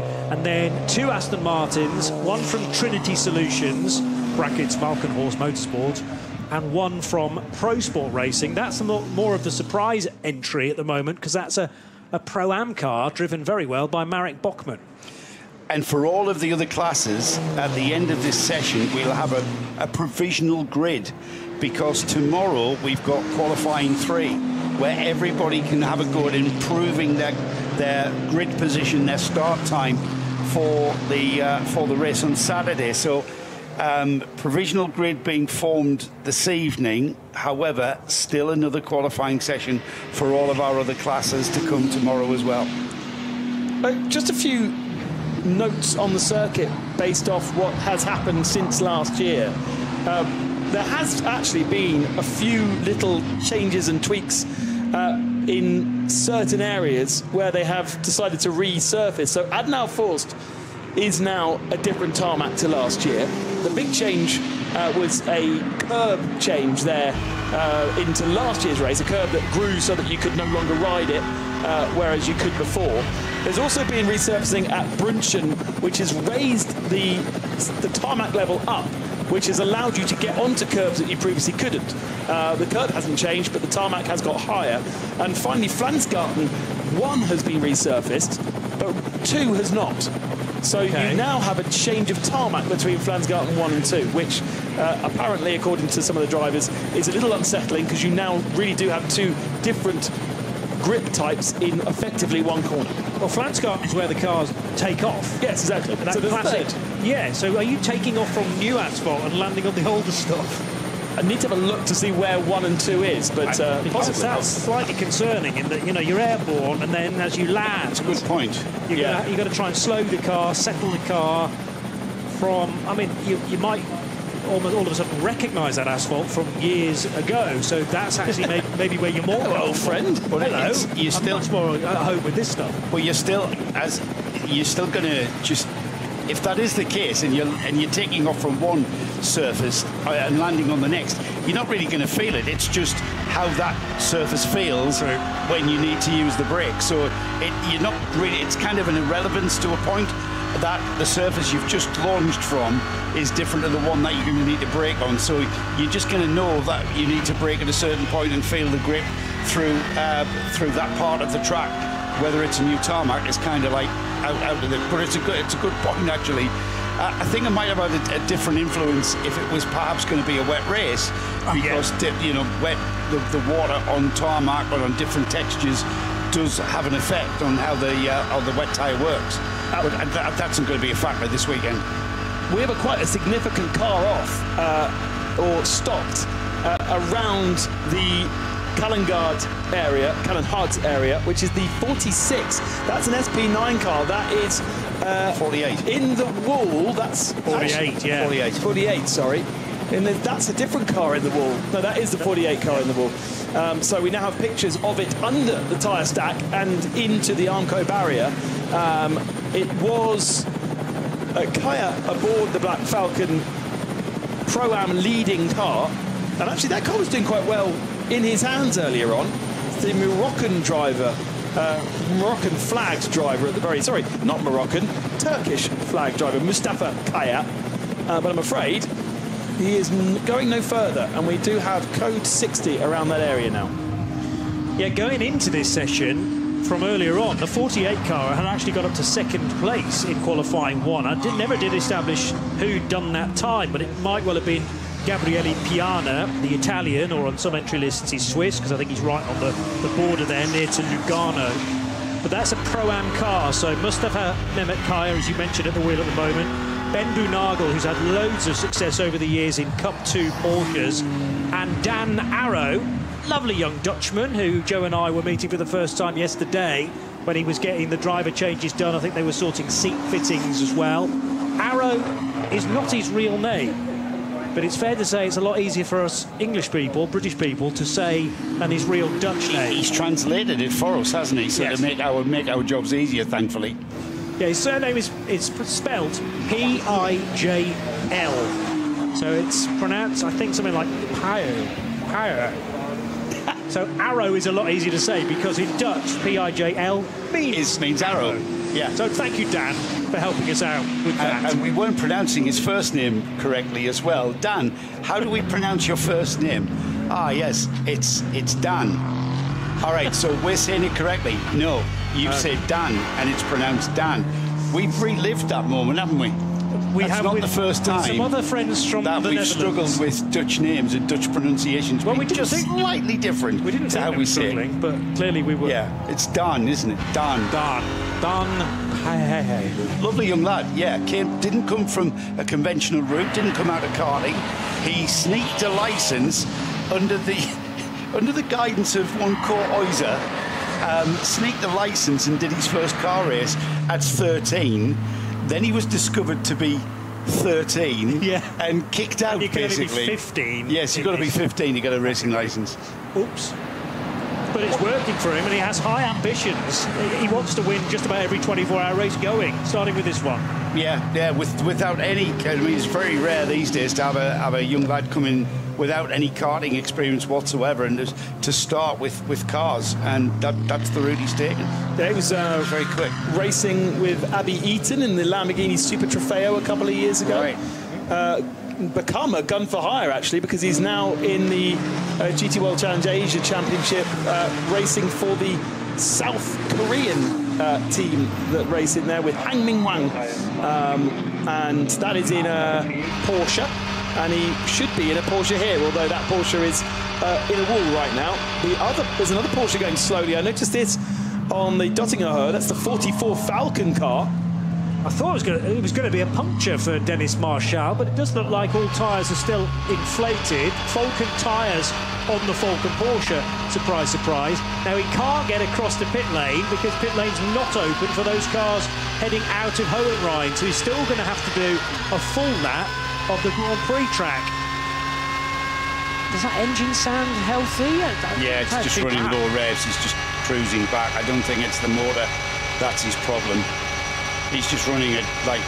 They're not changing gear, though. He's not, yeah, that was my next guess. He's not changing gear. No, he's nursing the car home, isn't he? But is it stuck in gear, or is there a gearbox-related issue? Falcon tyres seem fully inflated on the left-hand side. They look okay on the right, too. That's kind of a diff transmission whine that you're hearing there. That was the kind of the high-pitched whine that you heard, and that's the normal noise. Yeah. Rather than electric motor. Slowly. What? Rather than an electric motor, which it also sounds like. Well, it kind of does, yeah, it does, yeah. Falcon with high hopes to finally take victory here at the 24 Hours of Nürburgring. They've always had these two Falcon liveried Porsches. A pretty wholesale change in driver lineup over the last couple of years. They now have Alessio Piccarello in the 33 car. Julian Andlauer, Michael Menzel and Sven Muller in that car. It's a car that actually won in the hands of Alessio and Dorian Boccolacci in NLS. Was it 1 or 2? I can't remember. But one of the earlier rounds was won by this car. The 44 of the car we're watching is Marshall, Schuring, Heinemann and Boccolacci himself. Luckily for you, I was just checking some NLS results, so I've just found the result for the 70th edition of the ADAC Westfalenfahrt, which was the start of the year, and it was a 1-2 finish for the Falken Porsches, but actually a win for Sven Muller and Maurice Schuring in car 3. They're numbered 3 and 4 in NLS races rather than 33 and 44 as they are today. Dorian Boccolacci and Nico Menzel finished second in that first race. So it must be 2 then, where Pecorello and Boccolacci won. Hang on. Or maybe I'm making it up. No, you're spot on. Yes, Boccolacci, Pecorello, winners in car 3. So hang on, so Falken have won NLS 1 and NLS 2. No wonder they're feeling buoyant about the 24 hours. Yeah. And remember, Porsche have won everything going so far in the NLS races and the 2 qualifying races as well. NLS 3 was won by the Grello Manthey car, where they only had Ianchin Guven and Thomas Preining in the car that day, so no Estra, no Patrick Pilet. Then we moved on to the 2 qualifying races that doubled as NLS 4 and NLS 5. And if I scroll through to those results, it was a win for the 16 Porsche, so another Porsche, Patrick Niederhauser and Laurens Vanthoor, and they did exactly the same thing in race 2. So of 5 races so far, all of 4 hours in duration around the Nordschleife, it's Porsche winning everything. Yeah, one thing, winning a race over 4 hours, completely different ball game, isn't it? Winning over 24. However, they've come in as one of the cars that we consider a favourite, for want of a better term. The good news is he has managed to get that Porsche back to the pit lane, and he just files on the pit lane now. That's a transmission whine that you can maybe hear in the background. And he's now at his pit apron, and a very crowded pit apron it is. That would do my head in if I had to work under those conditions, but that's quite the norm here, isn't it? The dolly jacks will automatically go underneath this car. It doesn't necessarily mean it's going to be put in the garage. It's just in order to spin it to 45 degrees to make the exit as comfortable as possible. In actual fact, they will be pushing it into the garage, where a few more engineers, mechanics can look at. Oh, will they? No, there's not the space in actual fact to put the car into the garage. There's not, and there's very little work going on as well, considering he limped that car home from quite way off in the lap. Came off the Nordschleife onto the Grand Prix track and made his way around. Now the car gets pushed back into the garage. Now we might get some indication and some information as to what the problem is. The car is currently down in, where did I spot that? 19th place for the Falken Motorsports entry. And in a couple of minutes, Johnny, I'll give us an idea. I'll give the listeners and viewers a rundown of the top 5, of which are our 5 qualifiers going through to tomorrow's top qualifying, and that is quite an important part of the SB9 class here. All the other classes, I'll reiterate, all the other classes are meanwhile forming their grid for the race on Saturday. At the end of when tonight's checkered flag flies, that's just still a provisional grid. We've still got one more qualifying session for everyone. Yes, the top qualifying places, they'll be sorted, but for everyone else, improving your grid position is very much up for grabs tomorrow.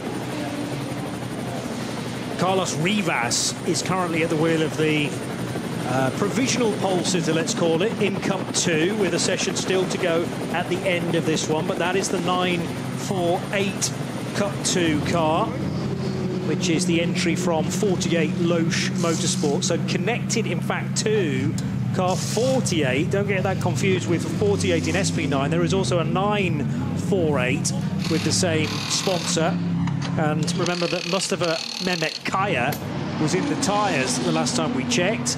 BMW, that was being looked at quite significantly on the front end. They were maybe doing some suspension revisions whilst the nose of that car was off, but it's all now back together, and the Rover Racing BMW could be about to rejoin qualifying 2. Oh, bit of a moment for the 54 Dynamic Motorsport Porsche at Hatzenbach a few seconds ago. That's on Pirelli tyres, and thought there was a gap underneath one of the lower category cars, and all of a sudden the door started to close, so there was a big squirmy moment for the car driven by Joel Sturm. Full-on squeeze that was, wasn't it? Trying to make the Porsche a little bit more like a Cayman than a 911 GT3 to get through. Yeah, I reckon his heart rate went up a little bit there, didn't it? Or quite a bit. We're at the top of the hour. Oh, sorry. We're at the bottom of the hour of the clock, but we've 2 hours to go. Our current qualifiers into tomorrow night's top qualifiers are currently the Shearer Sport Audi. It's currently got Luca Ludwig at the wheel of the car, and that is currently fastest with that 8 minutes 10.5, which came very, very early. It was the first lap out, wasn't it? The first optimum lap, the first lap out of the pits. Second at the moment is the number 28. That's the Abt Sportsline Lamborghini, 8 minutes 11.647. In third place, the 27. That's the Bortolotti Red Bull Team Lamborghini, 8 minutes 12.2. In fourth, the number 34, Valkenhurst Motorsport Aston Martin. It's got Krognes at the wheel of that car. Its time, 8 minutes 14.493. And then right on its tail, the Pro Sport Racing Aston Martin Vantage, the number 37. That's got an 8 minutes 14.600. And the top five are at the moment those 5 cars that we've just mentioned. The target still the 8.14.6. Hasn't changed, has it? To get in if you are not pre-qualified into top qualifying. So it's mentioned there, Joe, of Christian Krognes. Now, he's an interesting character in that he's going to be racing 2 different Aston Martins over the 24 hours. But then there's that tyre mixture. So he's going to race 1 on Michelin's and 1 on Pirelli's.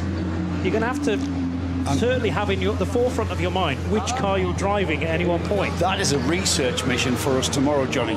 I want to know from Christian or the team if they're able to tell us what difference in if any, do you have to drive those cars? Because you might be able to push on the Pirelli, unlike what or vice versa. You know, and we need to know that, because he's going to have his head. He's going to need a badge and a little flip calendar on the dash to tell him what tyres he's on. Now in a Pirelli car. Yeah, exactly. Yes. So I can't go hard through the corner. I can't spin the wheels coming out of the carousel. Traditionally, the Pirelli tyre has a much softer sidewall than most other marques. Michelin, for instance, very hard initially to get working. So the softer sidewall will not like to be leant on. Yeah. You can't really, on the initial turn in, you're going to have to be a little bit more gentle with the car. If you turn in too aggressively, then you're going to really load up the sidewall, and it's going to turn into jelly if you're not. And that's what I mean by the tyre going off, perhaps. So the Pirelli car he's sharing with Oliver Soderstrom, the Swede, fellow Norwegian racer Anders Buchart, and Nico Handke of Germany. And then the 34 car that went pretty well earlier on in the day, 6th fastest in qualifying, won. This is considered very much the pro car, with Christian driving it, David Pittard, Nicky Thiem, and Mattia Drudi, who was on pole position last weekend at Le Mans. Checking in with the Lincoln Co. TCR machine, not running in the TCR class because it is running in an alternative fuel, and therefore runs in 83, I think, or 82. And it's quite interesting that whole team is the Teamworks team that are very well known in China, but they're not bolting on any Europeans to help them out. They are the full team flown over from China for this race. It's a team, actually, that Rob Huff invested in a few years ago, good few years ago now, and had a lot of experience driving with them in the Chinese Touring Car Championship, and put a little bit of money in. But there isn't Lincoln Co. people, there isn't European people. That is the whole team travelled over. They are calling it an exciting adventure full of jet lag and time change. But great to have Lincoln Co., which is at the forefront of TCR as a brand. Probably the best, most supporting manufacturer of TCR these days. They have 4 works drivers in TCR World Tour, which actually is happening this weekend, so they can't be here. But It is a Chinese manufacturer of vehicle owned by Geely, with plenty of partnership with the Polestar organisation. I'm going to say, because their headquarters, Lincoln Co., I think, are in Sweden. Yes, exactly. So the old Polestar team became the racing arm of Lincoln Co. I know nothing about their road cars other than... You've had a hire car, they surely? look great. No, never. You've never had a hire car? Never had a Lincoln Co. hire car. Oh, they were about. You've been out to the Far East a bit, though. I've been around, yeah. Yeah, you've been around a bit. Yeah, they look great. There was this SUV. I was stunned by it. What is that? Oh my goodness! It's a it's a Lincoln Co. So they are, you know, big manufacturer in the Far East, and it is, Ben, I've got to say, brilliant to have them here competing. Big Code 60 still around the area in which we saw the Porsche go off, because they're having to fix the barrier as well. It's the car went underneath the tyre stack. Obviously, hopefully the tyre stack doing its job in absorbing the impact, but unfortunately the 48 car did end up underneath it. So we've removed the car, but now we have to fix the barrier, hence why we do not have full green racing. And that's significant insofar as we're not going to see any improvements. Yeah. We're not going to have anyone challenging those top 5 currently whilst that job goes on. So it's kind of nullified the qualifying session somewhat. The golden hour is a bit more sludgy yellow. The golden hour is slipping away. The gold is slipping. It's liquid at the moment, and it's slipping through our hands. Well, official sunset is around about 10 minutes' time. It's 13 or 12 minutes to 10 o'clock. Sun very large in the sky and inching its way then towards the horizon. You can see it moving. If we stay here long enough, we'll actually see it set. This is the doesn't point. make good radio, though, does it? This is the point when our executive producer Tim Gray says it's not the sun moving, it's us. Oh yes, But yeah, whatever. Thank you, Tim. Yeah, Peter Mackay, who's my producer behind me, has been very helpful. Just wants to remind us, Marciello was on a quick lap before that slow down. Yeah, he was. And then this is what I mean. It's like we're not, you know, we've got this challenge coming, but it's then just being like, stop. But later, the message from his engineer will be, OK, you've got a yellow at Metzgersfeld, there's a code 60, but I want you to push in all the other areas that are legal to do so. And that's why he's not hanging around in any of this traffic on the run up the hill towards Style-Strecke, which is where many, many years ago the track used to continue straight. And I think you and I have walked that in previous years, that really steep incline up towards Hohe Acht. And then when the cars became faster and faster, it was just unsafe to continue with the track there. So that's the reason why the Caracciolo carousel was built. So it zigzags up the mountainside via that concrete strip, which is just unbelievable. And sometimes, you know, when we've got cars nose to tail, there's a bit of a decision to make sometimes. If you've got back markers in the concrete, is it actually quicker to go around the outside on the flatter surface? You were never supposed to go around the concrete. That was a drainage area. That's true. You're supposed to go on the tarmac. And Caracciolo pioneered just putting the car into the ditch into the concrete ditch and going around the ball. And you can see a picture of racing cars, and all right, geeks like us can probably tell you what track it's at just by the scenery off to the sides, but it's indistinguishable. The carousel, you see cars back in the 70s, Grand Prix cars, back in the 50s, the likes of Fangio and Mike Hawthorne, you know, their cars pitching through the carousel ball, just phenomenal spectacle. And that year we went up there from the inside, Johnny. It's not exactly slow through there as well in the GT3. No, it's, I mean, to stand part way down that little straight that comes out of the entrance to Style-Strecke as was to the carousel, they're still pulling through the gears before they hit the brakes, and to stand at the braking point and realise quite how fast they're approaching the carousel itself is phenomenal. So I hope you've either in previous years or this year get the chance to do that. Still, the recovery of Mustafa Mehmet Kaya's number 48 Porsche is taking place, so the ADAC flatbed is there, and now they're assessing what's left of the tyre wall after it was moved up by several feet. Has it compromised the Armco barrier in behind the tyre wall? It doesn't look too bent out of shape actually, but Armco has got to be vertical, so they've got to make sure that those struts in behind haven't been weakened in the process. Well, the truck that's coming into play now that the car's being recovered on a flatbed an intervention vehicle just escorting that car. Now the workers arrive with the high-up to pull the tyre barriers back into position. They've got big chunks of Armco that they can bolt on and off. And like you said, Johnny, where the car has gone in may not have been the area where it first contacted, because there's a chunk of tyres missing. Or whether that's been dragged away, yes, as it's hit the tyre wall. It's dragged the tyres away, so we're going to have to drag the tyre wall back into line and then put it straight, because at the moment it's at a 45-degree angle to where it should be. And they're well equipped, the crews here at the Nürburgring, with high-up cranes and the like.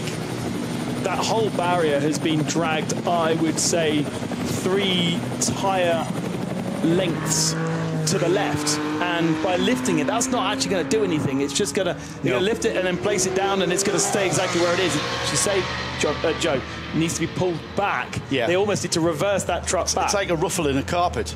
Yes. You can't push the ruffle down. You've got to pull from where the carpet begins. So you've got to pull that tyre barrier from where it begins. I like that analogy. I know. I don't know where I took that one off. Yeah. You're on fire this evening, Bradley. We've got 9 stopped. Yeah, the 949.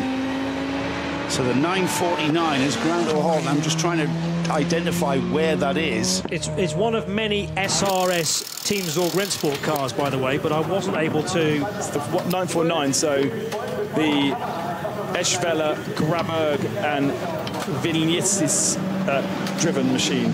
And Finn Wiebelhaus, I'm pretty sure, is the driver at the moment. It's just out of Brunchen. It's just out of Brunchen.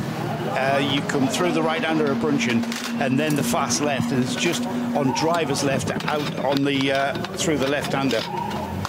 So we're going to have another slow zone appear out at Brunchen. We've already got the one that we're repairing at Metzgerfeld towards Kallenhard. That's the one we've just been looking at, the tyre wall, etc. But the one at Brunchen, that's to recover a car. That's the wonderful nature of the Nürburgring 24 Hours, especially on opening day, Johnny. I just listed 3 drivers are in that car, and you told me the drivers in it is a 4th. Yeah, that wasn't on the original entry list. Not on my list. Yeah. Welcome to my world, with so many NLS entry lists that are fully formed only after qualifying on a Saturday morning. And I'm often with Bruce Jones or Peter Snowden, who we'll be hearing from for the rest of the weekend in our race coverage, going, when did they go in the car? So Finn's joining, Damon Surshine, the Canadian, Henning Eschweiler and Kasparas Vingilis, the Lithuanian. So is that Tommy Graberg no longer in that car then? I would say so. Yeah. It's not on the. Let me just check that this is the very latest edition. Oh, I'm sure I'm behind. Generally, you always am. This was issued today at just before midday. In fact, I'll make sure you've got this for tomorrow when it will have changed again. Yes, exactly.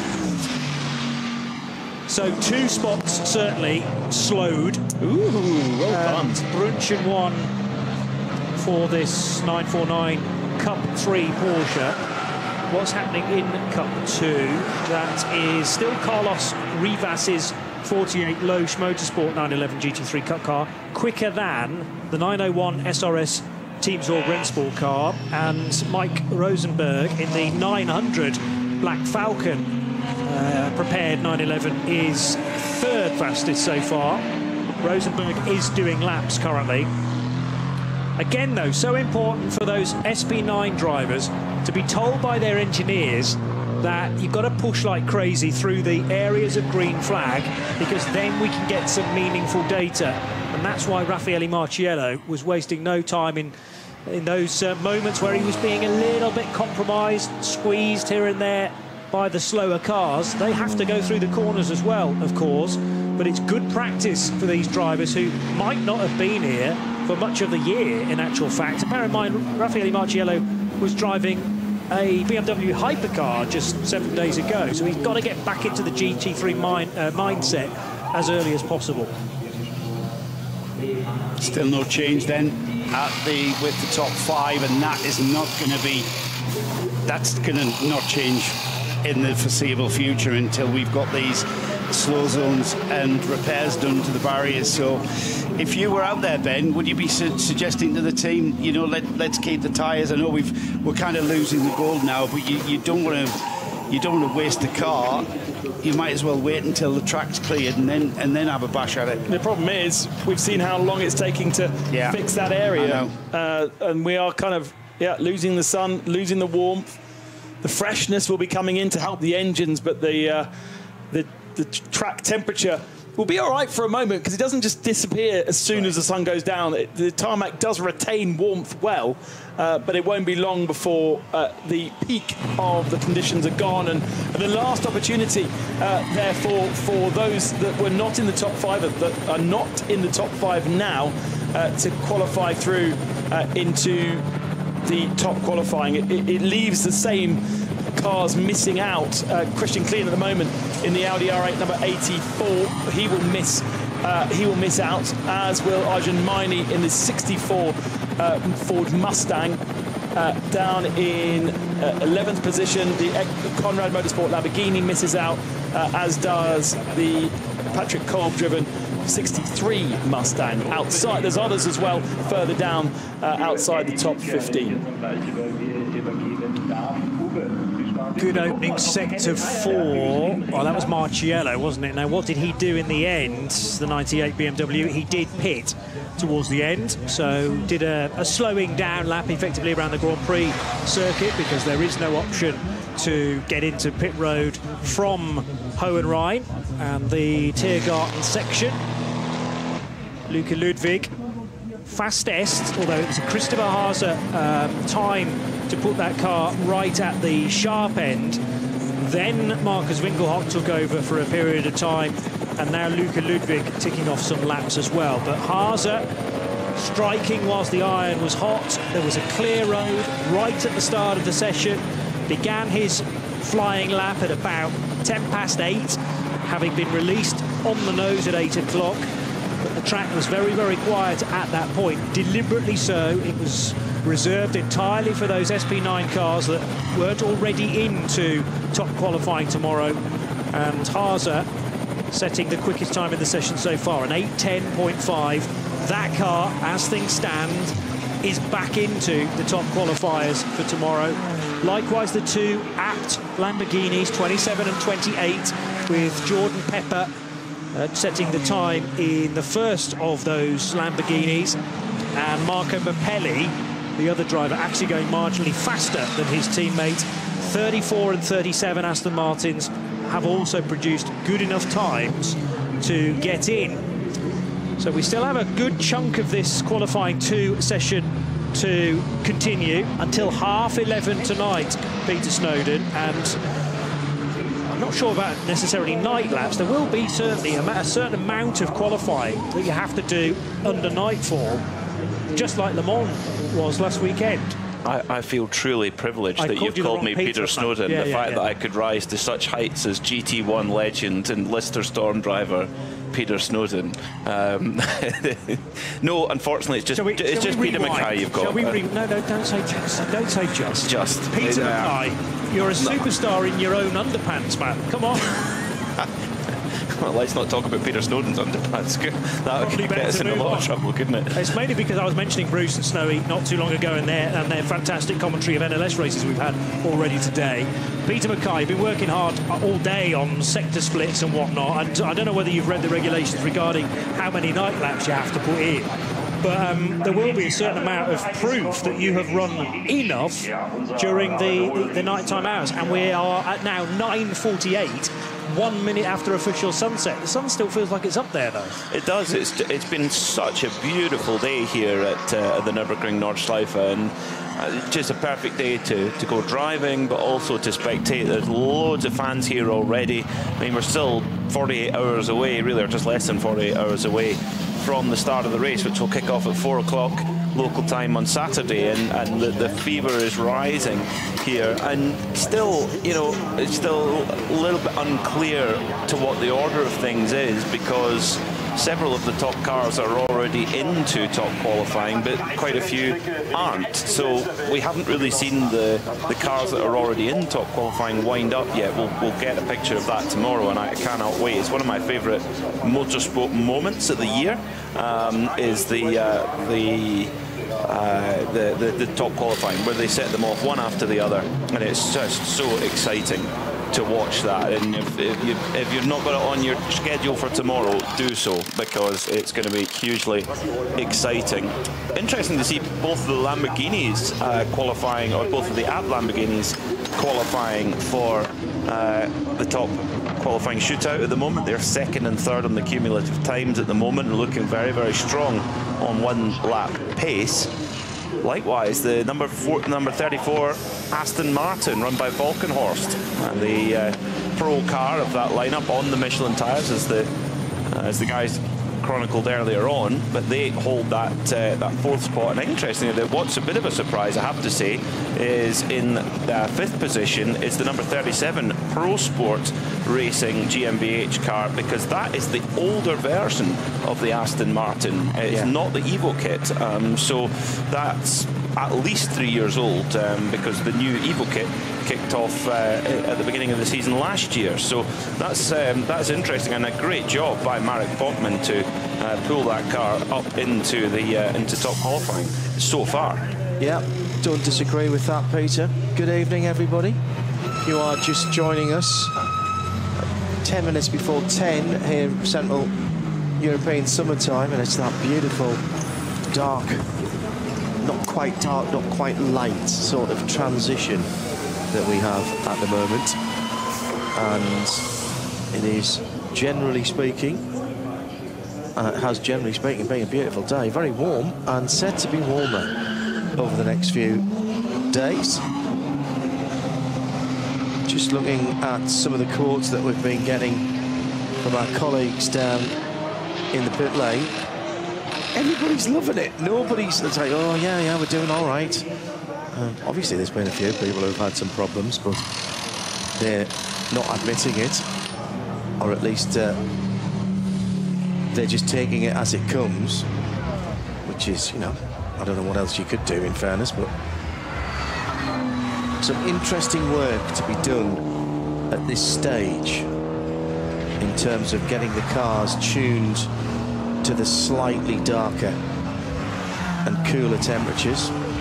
This from the 948 GT3 Cup car drivers and Carlos Rivas. Track temperature significantly better than in qualifying one. There's still a lot of traffic, but that's normal. We give it our all. Let's see what happens. Recently talking to our pit team, Tim Schrick from the 88 Subaru, the WRX. Our goal is to finish as high as possible in the overall, as we don't have any competition, and that's a problem, he says. In 2019, we were 18th overall, and the Japanese have set themselves a goal of finishing again in the top 20. That's a high bar here, I'll tell you that now. What else have we got? The Boccolacci number 44 car that was coming round the Porsche, with, was it Heinemann behind the wheel, or was it Marcus Shearing in that? That was a slow puncture in the 44 Falcon car. An hour and 37 minutes, pretty much on the nosy.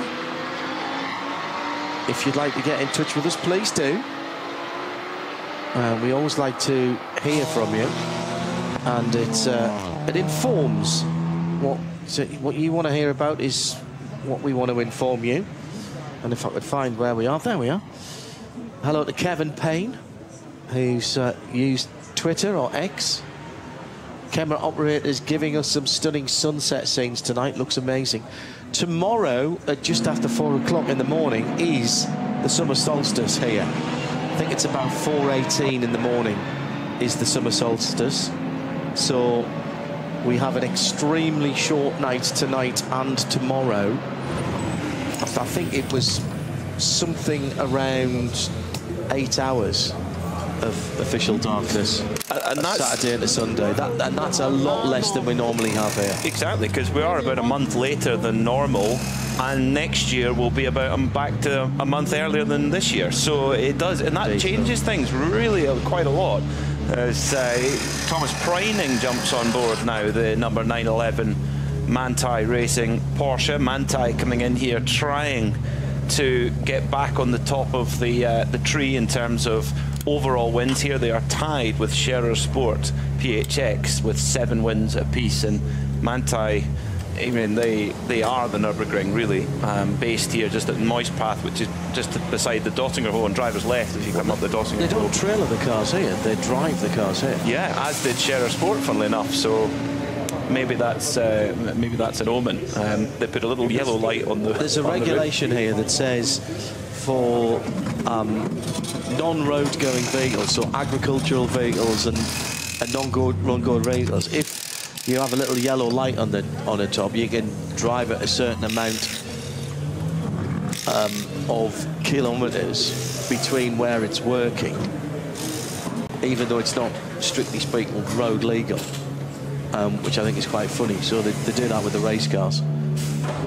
I love it. That's a great regulation. The tyres. Yes, of course. Yes, as they often do in transport anyway. Yep. Speaking of tyres, the teams, they have 116 slicks to use throughout the whole event. So if you can't necessarily throw brand new tyres at it and keep doing qualifying runs, because then you will run out a little bit. I mean, that is 29 sets. You're going to use about a set an hour if you put one on at each pit stop. So it's yeah, how much do you want to use to try and get into that qualifying shootout? Big debrief going on in the Manthey garage between Aycan Guven and Kevin Estret, part of the very strong driver lineup that Manthey car has, and Aycan Guven like a sponge there, listening to one of the real ringmeisters that is Kevin Estret. Has just won the 24-hour once, but is so famous for what he can do in mixed conditions, what he can do when there's a job to be done. Just spellbinding, some of the clips. You can find it, look them up after the session's finished, you'll see exactly what I mean. At RSL_studio, and the hashtag is RSL19N24, so 19th N24, so RSL19N24. If you want to get in touch with Peter Mackay and myself here at the Global Broadcast Centre, overlooking the start-finish line. And now that the sun's gone down and we aren't as much in a greenhouse, we have been able to lift the Venetian blinds in the studio, and we can see across to the TUV Rhineland Tower, and beyond that we're looking pretty much directly west, aren't we? So looking at the last vestiges of the sunset. Still, unfortunately, slow zones at Metzgesfeld and 3 code 60 zones around Metzgesfeld and Kallenhard, unfortunately. So there's a whole section of the track. They're still repairing barriers there due to the number 48 Black Falcon EAE Porsche that went in there into the barrier. And that is that's a shame for that number 48 crew, because they've had a really quick car. They've had a great NLS season in the Pro-Am class, and they will definitely be a threat. I mean, it didn't look like there was an enormous amount of damage. I'm sure the mechanics won't thank me for saying that, but it didn't look terminal for the car anyway, that's for sure. So they should be able to get it fixed and get some more track time in. And of course they are in the top qualifying shootout, so they will definitely want it ready for that. That is an experience that not many drivers get the opportunity to have, that clear lap of the Nürburgring Nordschleife. They don't get empty tanks though. They actually are brimmed to the top. They have to, by regulation, start the qualifying with a full tank. But in general, it's a flat-out clear lap on the Nordschleife. It doesn't get a great deal better.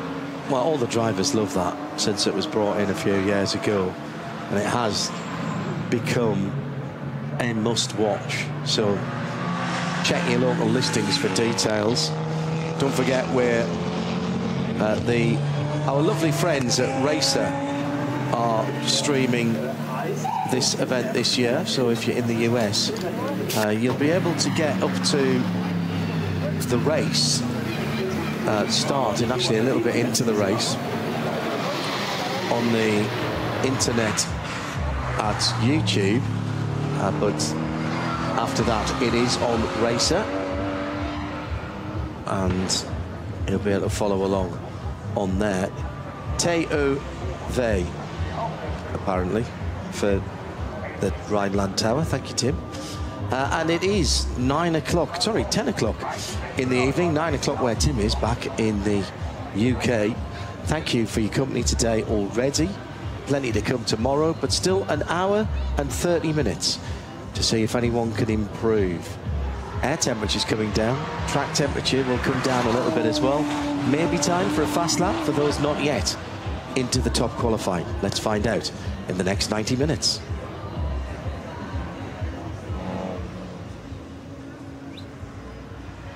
Campsites beginning to come alive as well. Somebody asking me about how much it costs to come and watch this race. Well, if you're out in the... Well, that onboard's loud. If you're out in the forest, there are tickets for parking and camping, but I believe you can just tramp through the forest and get to the trackside without any payment. I don't know how you would police it, to be honest.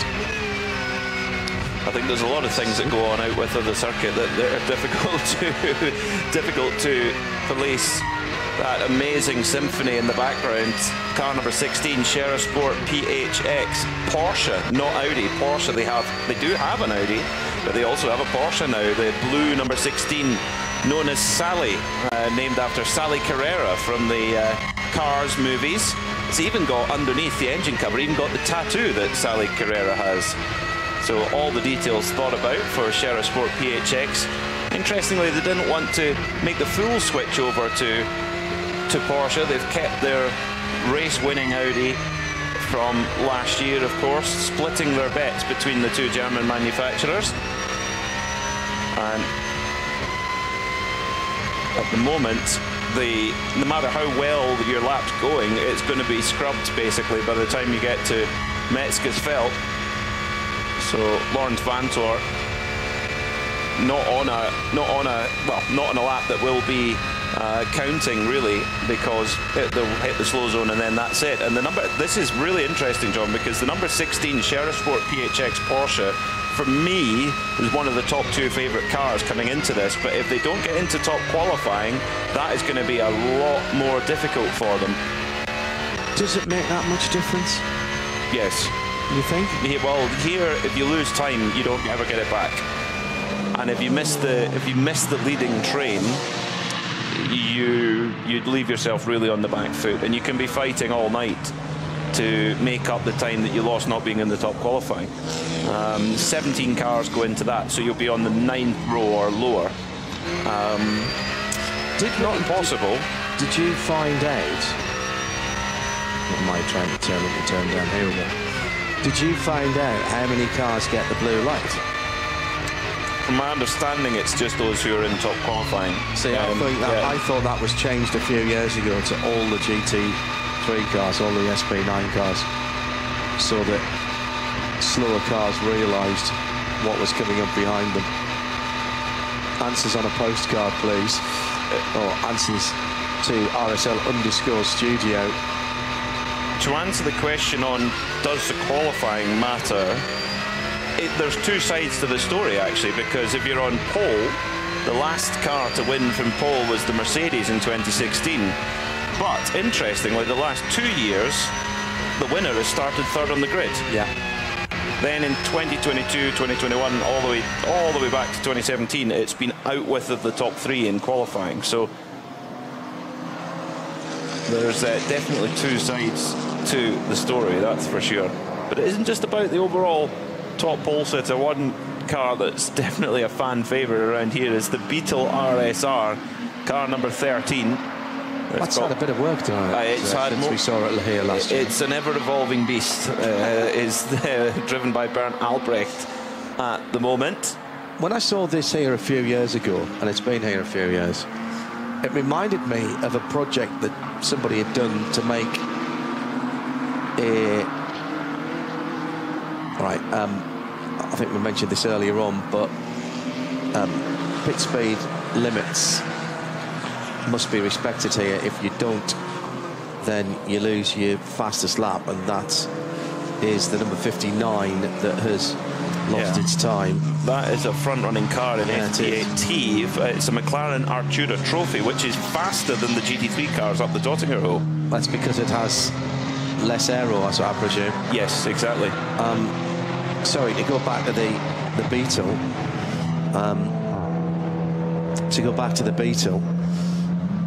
It reminds me of an old project to put a Porsche engine in the back of it. An original Beetle. I had it, one of the last of the German Beetles many years ago, and had a great time driving that. It was a 1303, fantastic piece of kit, and sort of brought up to date. So I decided to start looking for the RSI, which was the road-going car. Have you seen how much they go for? They're very rare. Yeah, they're very, very rare. I remember I've owned one on Gran Turismo 3, where it was part of that. They were all only made in like a silver colour. Yeah, so go on, how much are they? Oh, no, just... You won't want to know? No. You have price on application? Yes. Right. Pretty much. Not good. There are very, very few of them around. I have to say I prefer the Nordschleifer Racer, which is very much a home-built special, maybe unfair, but certainly an independent race team built special. Now, have they got it running four-wheel drive now? That I don't know yet. It was running front-wheel drive last year, but they said soon four-wheel drive was the. There's been a change in the regulations, hasn't there, this year in terms of the classes, because it was the rear drive or four-wheel drive in that sort of area, because the S3 last year was Quattro and was in with the rear-wheel drive cars in its class, and I think some of the BMWs were being a bit embarrassed by the speed of that pretty much bog standard S3, so they got banged 150 kilos onto that, which is getting on for a person and a half, isn't it? Two small people, two extra race drivers. But they are back in the front-wheel drive class now, although they have four-wheel drive. Yes, so because what they've done, Peter, is the all-wheel drive or has now gone with the front. So it used to be rear and or all-wheel drive. Now it's front and or all-wheel drive. Anyway, they've still got quite a lot of class, despite that. The Dupre car? XE. We spoke to the Dupre. He was very happy to tell us about his car, wasn't he? Christophe Dupre, amazing passion. And what I love about it... He's been driving and racing as Dupre Motorsport for 50-odd years, and there's been a Dupre Motorsport for nearly 80 years. Yeah, amazing, isn't it? It's great. You think the length of time that engineering company's been going, and it is, I mean, if you've seen out on the road, and you'll see them everywhere, an Audi S3 saloon, four-door saloon, it is as close as you can get a race car to the road car, if you like. Only the bare minimum things have been changed on it to make it safe for racing. So a protected bucket seat, a roll cage, the airbag's been removed from the steering wheel, and there isn't a great deal different from that. It's still the DSG. It's still the same gearbox, the starter button is the same, all of the dash trim is still there, the door cards are still there, I presume the electric windows still work. Yes, they do. It is as close as you can possibly get. And actually, no change to the engine either. No, totally standard, about 310 horsepower, something like that. I think he said. Oh, right, so it's maybe been breathed on a touch then, maybe. But it's quite a new version of the S3, because it's got the bigger headlights and the bigger bumpers on. Yeah. I wonder if that's been retrofitted and how easy that would be to do. Confirmation, by the way, from Johannes. Hello, mate. He's been feeding us a lot of good information that is indeed four-wheel drive. So they've made that upgrade. Yeah. Great. That's good.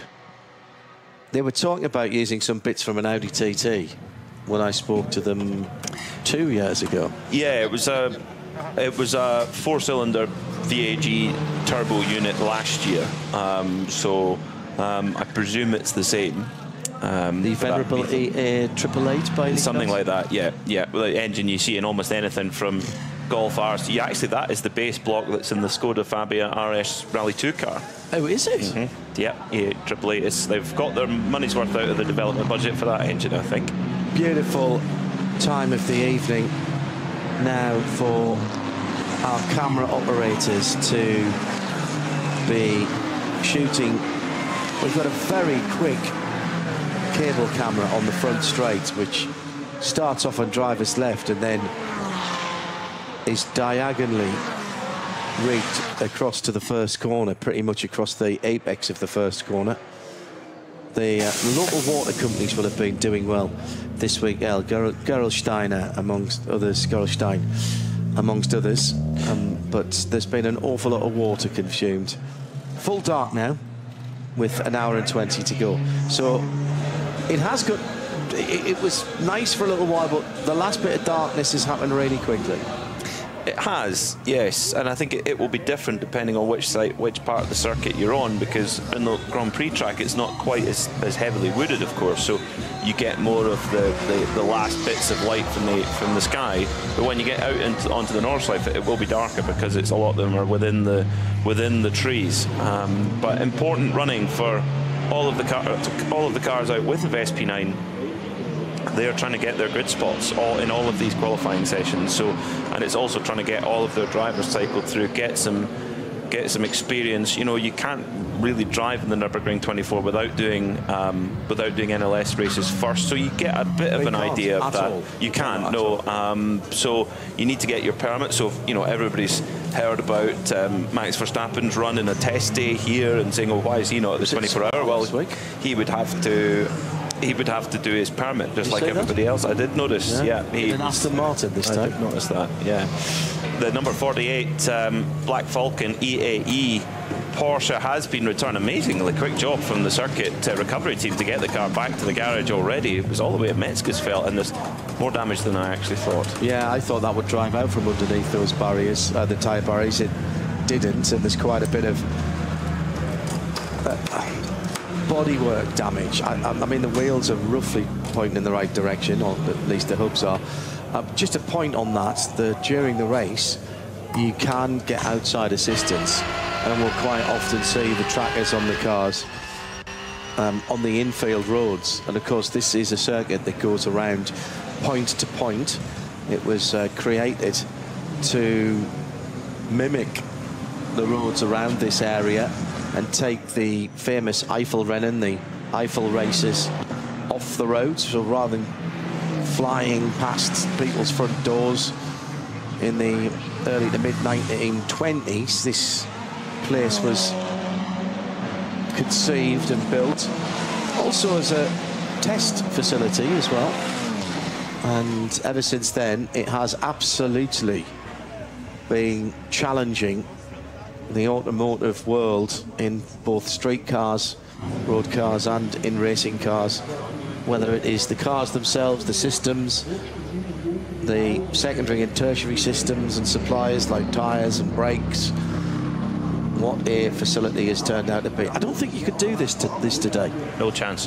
No, the compulsory. You think even now to build a normal road, to add new road in of 25 kilometres takes years. Yeah. And certainly in the Western world it does. It takes years to do that with compulsory purchases and all those sorts of boring things. So yeah, it's truly a unique thing, and it's very, very important that the whole facility is preserved. And that's what everyone who comes to race here, everyone who comes to watch here, everyone has their own little part to play in preserving this piece of automotive history and how special it is to go racing here.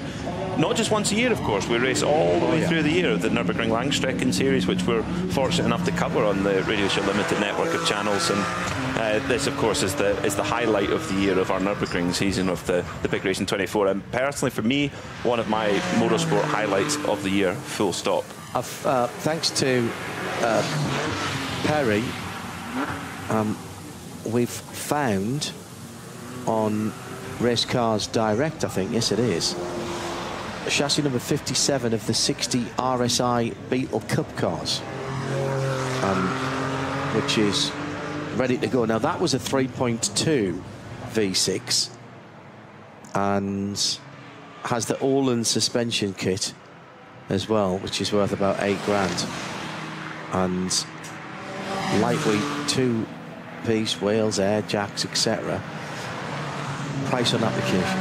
Of course.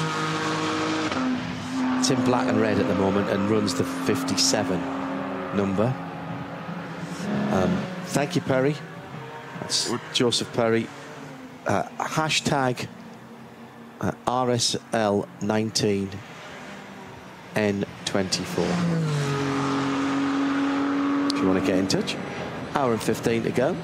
No major changes for a wee while, Peter. So we're just sort of impatiently waiting for the code 60 zones to come out.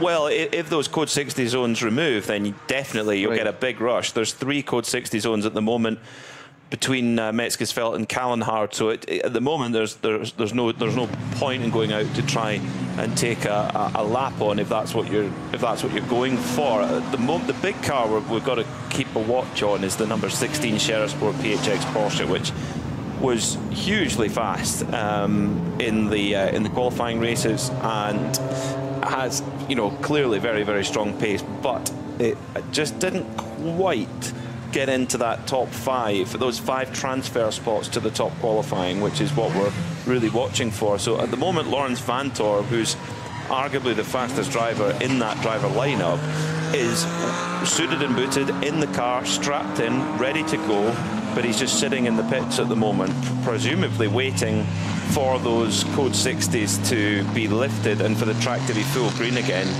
The thing is, that might be the case, but of course, then you've got to hope that you get a clear lap. With a record entry since the COVID pandemic, that you might not get that clear lap. So that was how important those first couple of laps were of this session, for lots of reasons. So we'll see. The team will be working very, very hard out on the circuit, trying to get it back to full racing condition. It always amazes me when you think, well, this is going to be ages until the barrier's repaired, and yet it gets repaired very, very quickly indeed. We've now started something in that Johannes has just tweeted a very sideways Belgian Valvoline sponsored Rallycross Beetle, and I've got to tell you, Rallycross was right up my... I'd still love to do a bit of Rallycross, particularly classic Rallycross. The Beetles, the DAF 66 and 44s. Is that the DeRoy brothers who ran those? I seem to remember them having a bump in the roof because they were both pretty tall lads. And there was an all-wheel drive Ford Capri, which Tony Proctor ran, and Tony Proctor's son, Mark Proctor, went rallycross racing in an RS200 as well at Croft. The winner of the first ever rallycross race also won the Nürburgring 1,000 kilometres and the Marathon de la Route 84 hour. Do you know who it is? Roger Clark. Nope. No, who? You're in the right country. Jim Clark. Nope. Come on then. Vic Elford. Vic Elford. All in Porsches. Yeah. Porsche 911. Of course. Yeah. Well, rallycross was invented because we've got an outbreak of foot and mouth here in Europe at the moment. It was created to fill a gap in the TV when they couldn't have horse racing during foot and mouth, and it was invented down at Liddon Hill, and of course Vic was in the 911. Should have remembered that. Hello. Which was a press car. Yes, I know. Hello to Paul Ayling, thoroughly enjoying the coverage. RSL 19N24. Not that many places now, I'm told, that you can see the track for free. Most entrances to the forest has somebody manning the gate, but it's outrageously cheap. Something under €100 for the week. There's value for money. Yeah. When you compare that to some other motorsport events, that's incredibly good value for money. So there's really no excuse. Come and enjoy it, because there is just truly, it's a beautiful part of the world. And you know what, even when the weather's not great, it's still just got an aura about this place that I honestly can't explain it. You need to come and experience it for yourself. It's so special. This area, the Vulcan Eiffel, volcanic, beautiful area. It's a UNESCO site of extreme natural beauty and international heritage, etc. Absolutely fabulous. If you're a running, cycling, walking type of person, the trails around here are legion. All of the hotels and the hotel parks, the ferrying parks around here, there's some very big ones from the big chains, as well as some smaller ones as well, but they all do equipment hire. And it's green round here, so you're going, you know, when it's this green, you're going to have a bit of precipitation. So, you know, get used to that. Jimmy Broadbent's out in the 150 BMW, just gone through the top of Adnar Forst in the car he shares with his teammates, and just coming into the area at the code 60. Main beam headlights off. Double left, uphill. So this is coming up towards Metzgerfeld and then Kallenhard on the drop down the hill. He's not quite there yet. Still the barrier repair going on with the cones out to driver's right. Now the lights can go back on again. The green flags and the reflective panes. Dropping down. Short shift in between the right-hander and the little kink through Kallenhard. I've got to say, I hope he's got a better view down the road. I'm not sure the headlights on that 150 are actually where they should be. The ones pointing out to the side are great, but the ones that are going straight forward are either too high or too low, because they're not really reaching out into the darkness there. I'd like to be seeing a lot further down the road. And indeed, to be honest, I've seen road cars that have got better headlights than that. Well, that's what all the pre-event time is for. Get everything that's set just up. My eyes there. It might be our camera. I'm not sure. Could be the camera shot. Can be misleading sometimes. But Jimmy heading up the Kesselchen at the moment at unabated speed. Here's sharing with Bergwerk, and then up towards Kesselchen. That's one of the.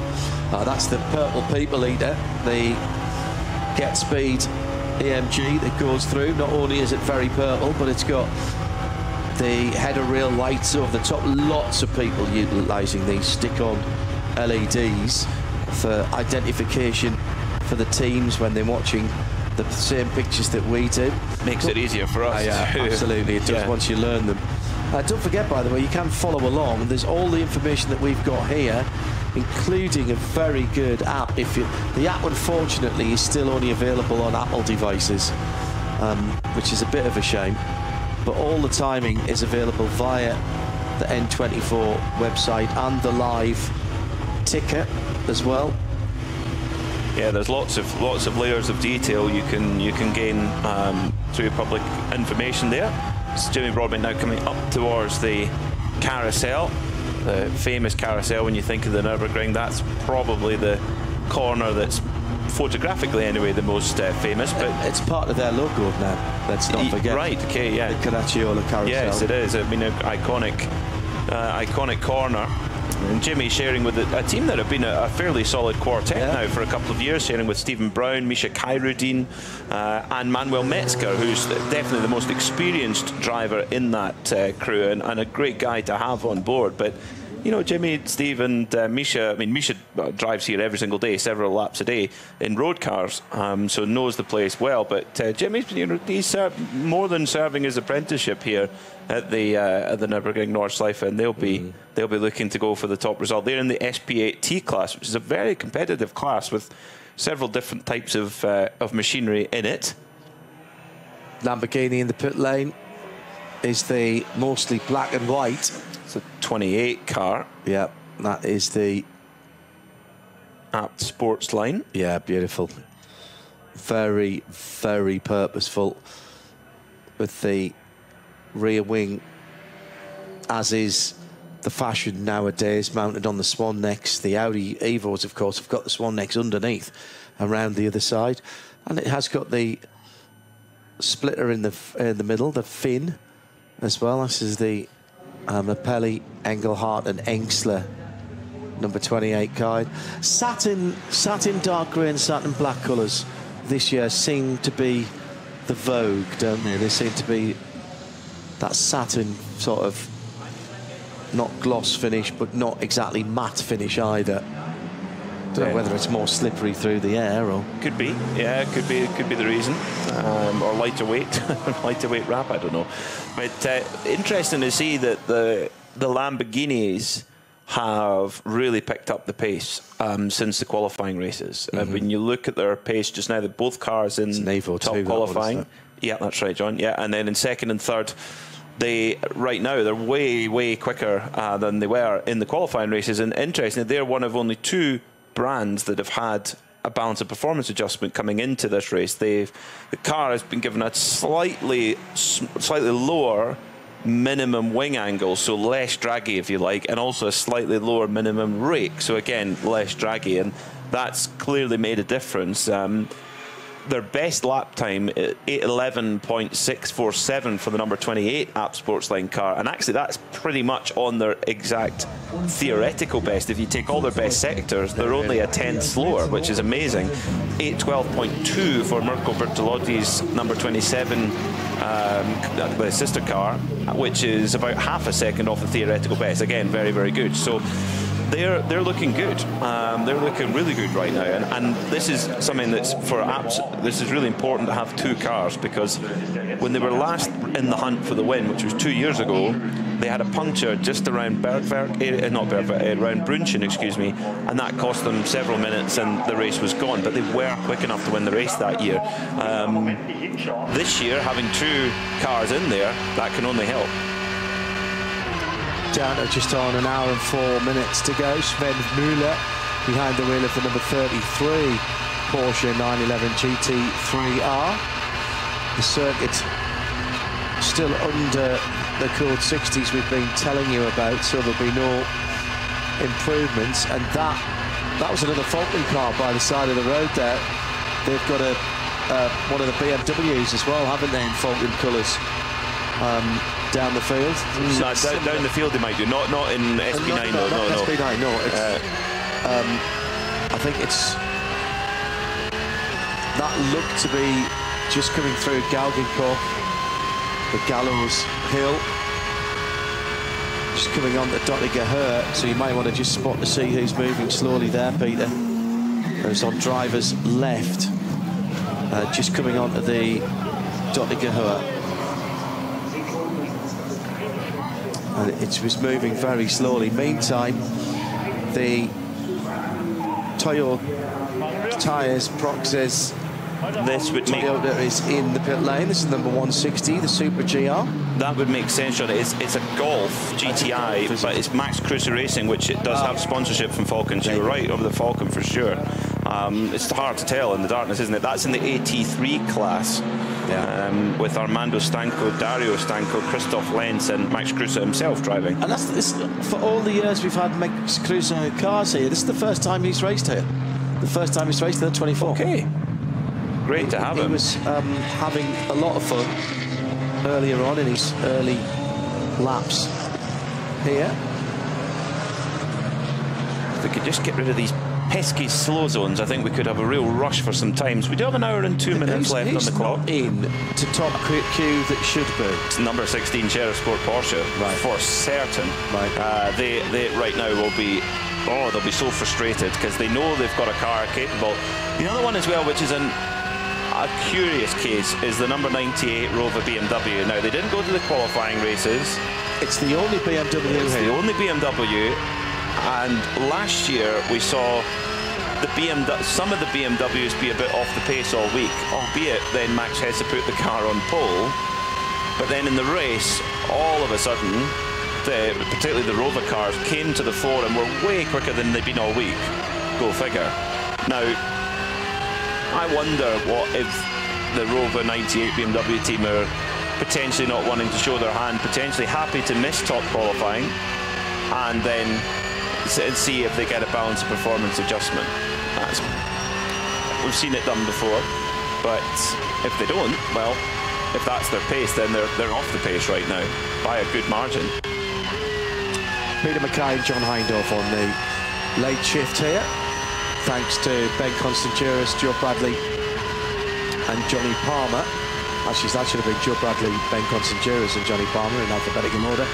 Beautiful red sky at night, Shepherd's Delight at the moment, as Sven Muller heads up to Schwedenkreuz to the top of the hill, flashing his lights to nobody in particular as he goes through and drops down under the bridge, which is which got a new sponsor on it this year, down through the foxhole. He's got a lovely clear run here, Peter, and he has got a blue light on that car already, flashing away. Because that car is the number 33 Falcon Porsche is already in top qualifying as he comes through Adenauer Force. Now, we don't have any code 60 zones. I think it's clear here. We have 2 slow zones. So as we come down to Metzgersfeld now, you would have seen it on the right-hand side. Yeah, it's clear. Absolutely, John. Yes, it is. So, was that a yellow there? That is very, very. That was tough for a driver. It wasn't a yellow, but it was somebody with a yellow light of some sorts in the crowd. That must be so difficult as a driver to spot the difference. I love this part of the track. Callan Hard down through the hill. Shame we didn't stay with Sven Muller there as he came down the hill. It's right on the other side. It's about as far away as you can get from the pits, actually.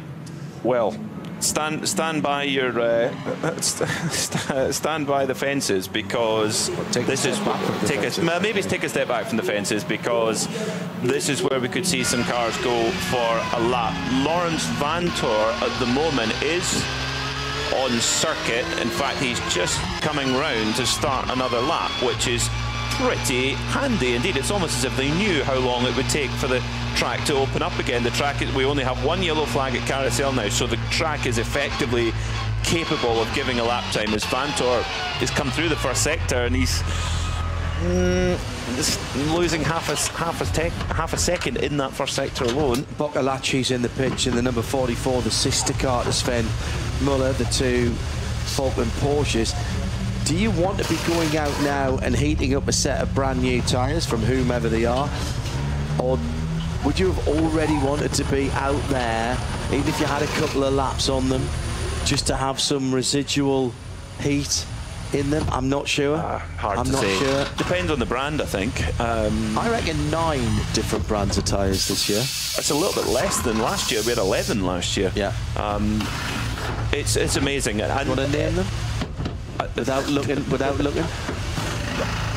Michelin. Yeah. Goodyear. Yeah. Pirelli. Yeah. Yokohama. Yeah. Toyo. Yeah. GT. Yeah. Hankook. Yeah. Now I'm starting to struggle. Well, just talked about the 2 Porsches. I said Falcon, didn't I? No, Falcon. Okay, Falcon. And then there's one more, which don't know the 9th one. The Nexon here this year? Nexon have been here in the past, yes. So, I mean, that alone is amazing, isn't it, to have that many? I said Goodyear, didn't I? You did. Yes. Yes, I mean, that's a really good... There's some down the field as well. Yes. Which, like GT, GITI, apparently GT. So I think tyre-wise, when the cars went for their really quick run at the very beginning of the session, they spent the opening lap. Interestingly, they didn't come round the loop. They went straight onto the Nordschleife and did a build lap all the way around the Nordschleife, which was quite telling, I thought. So we'll see. Right now, Lawrence Vantor, he is not improving in any sector right now for that car. Is that He's about halfway through. Though? It is. So we might need to wait until he comes round again. Yeah. To see what... he had done a full lap of the Nordschleife before, though, so he had his build lap, so to speak. But right now, he's not really on the pace at the moment. Don't forget that David Waymer is here this weekend from Sportscar 365. His Thursday notebook was posted earlier on today. Sportscar365.com, the news authority on sports car and endurance racing. They've been working very, very hard. Davey is doing back-to-back-to-back 24s. John de Geese back in Watkins Glen. And we've got Dinah Binks and Arjuna Kankapati over there as our pit lane team this weekend. And we will be covering both of the Porsche races on a back-to-back race weekend. The Porsche Carrera Cup North America, as well as Michelin Pilot Challenge and the IMSA WeatherTech Sports Car Championship over this weekend. So there's no need to miss out. Conveniently, the Sale in 6 Hours of the Glen does not start until 4 hours after this race has ended. So actually more than 2 hours. 2 hours, excuse me. Perfect. 2 hours. So just time for you to switch over, make yourself some food, get a couple of beverages. Oh, big moment for one of the Hyundais in front of Augusto Farfus in the sole BMW in the race this weekend. Why only one BMW? Quite simply, BMW are committing their works cars to IMSA, and being a 6-hour race, they need 6 drivers. And they have got Spa 24 next weekend, and something had to give after the Le Mans 24 last weekend. And so they've decided to put all of their eggs into one BMW M4 GT3 Rover Racing basket. And it's a good basket to put them in, that's for sure. Augusto Farfus and Lawrence Vantor for Rover BMW and Sherasport PHX Porsche respectively are really trying hard now to try and get into those 5 transfer spots to the top qualifying shootout. The problem is they're coming across a lot of traffic. Vantor just at the carousel at the moment, but Farfus a little bit further around the lap actually. He's at the Stephen Beloff S, is just now heading towards Schwalbenschwanz. But right now on the time screen, neither of them are improving on their car's time. And for Farfus, he needs to find 3 seconds. And Vantor needs to find just a second will do to get him into those transfer spots. And this is the last opportunity to do that. So in terms of this session, 53 minutes left on the clock. But as darkness comes down, are the conditions there to get that quick time? It's a very good question to ask, Peter, and I don't think anyone knows the answer other than the teams themselves and the drivers who are out there. I was talking to Peter Kate earlier on, late. Vantor, sorry John, Vantor getting held up there big time at Brunchen. Cayman GT4 trying their best, and there's such a big closing speed between a GT3 or SP9 car and a GT4 car. Vantor now coming over Flansgarten, which is a lot less of a jump now than it used to be. They've changed the profile of the road there a little bit, so not quite getting as much air, which I'm sure the photographers will be disappointed about. I'm sure Jochen from Frozen Speed will be darting around the circuit trying to get all the good shots. He seems to know exactly where to be and when. Sign of a good photographer. Had a chat with him earlier on today. It's his birthday next week. Heading to Spa for a track day before heading to Zandvoort for a track day before he goes to Spa next weekend. But picking up a new car for his birthday on Friday. He's very excited about that. Love new car day. Doesn't happen very often. It's several years. New car day. It's new to you. New car day is new car day. Yeah, whether it's out the showroom or not. That's it's when it's new to you. Now resident of these environs, and runs his very successful photography business. If you haven't seen Frozen Speed, you are missing out. His year-end calendars are simply stunning. Right, so green flags around most of the area. Lawrence Vantor with traffic ahead of him in the shape of a BMW Cup car. BMW M4, sorry, M2, excuse me, yes. Is it an M2 or is it one of the 240s? 240i's. Yeah. Oh, a little bit of a hold up there for Vantor as he goes on to start another lap. So much traffic out there with a slightly bigger entry than we've been used to the last couple of years. That doesn't help when you're trying to find when you're trying to find a lap time, as the yellow flags basically working their way around the circuit. That's because there is an intervention vehicle with the car on the back of it making its way around, and it's nearly into the pit. So this is a green flag racetrack now for Lawrence Fantor as he comes onto the GP circuit. Happens ahead of him. New set of Falcon tyres going on to one of their Porsches. They're having a bit of a wiggle of the left rear on that car as well, as if there's possibly been a wee bit of an incident, and they were repressuring the tyres as well. Yeah, that he's been down the barriers on the left-hand side of that car. I thought they were putting new tyres on. I'll take that back, because it looks like the sidewalls were slightly scuffed on there. But I can't see any damage. The helmet cam on the mechanic giving us a really good idea of where they were looking. No hurry in the pit stops, and there won't be during the race either. The car going onto its trolleys, they'll tilt it round to 45-degree angle, echelon style. Alessio Ricciardiello, one of the drivers in that car.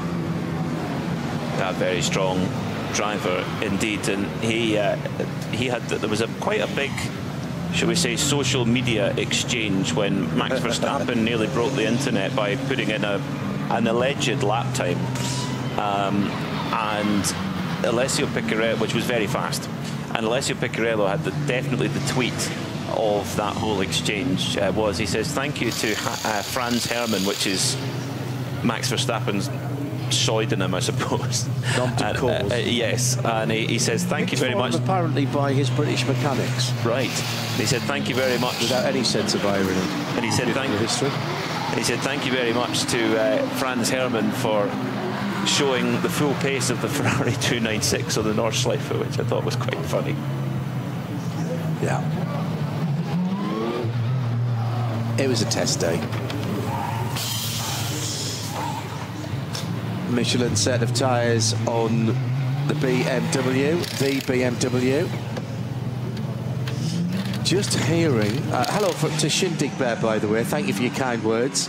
Great to see you at the first tickets campsite at Le Mans last Friday. Gosh, only a week ago tomorrow. It seems like a lifetime, Peter.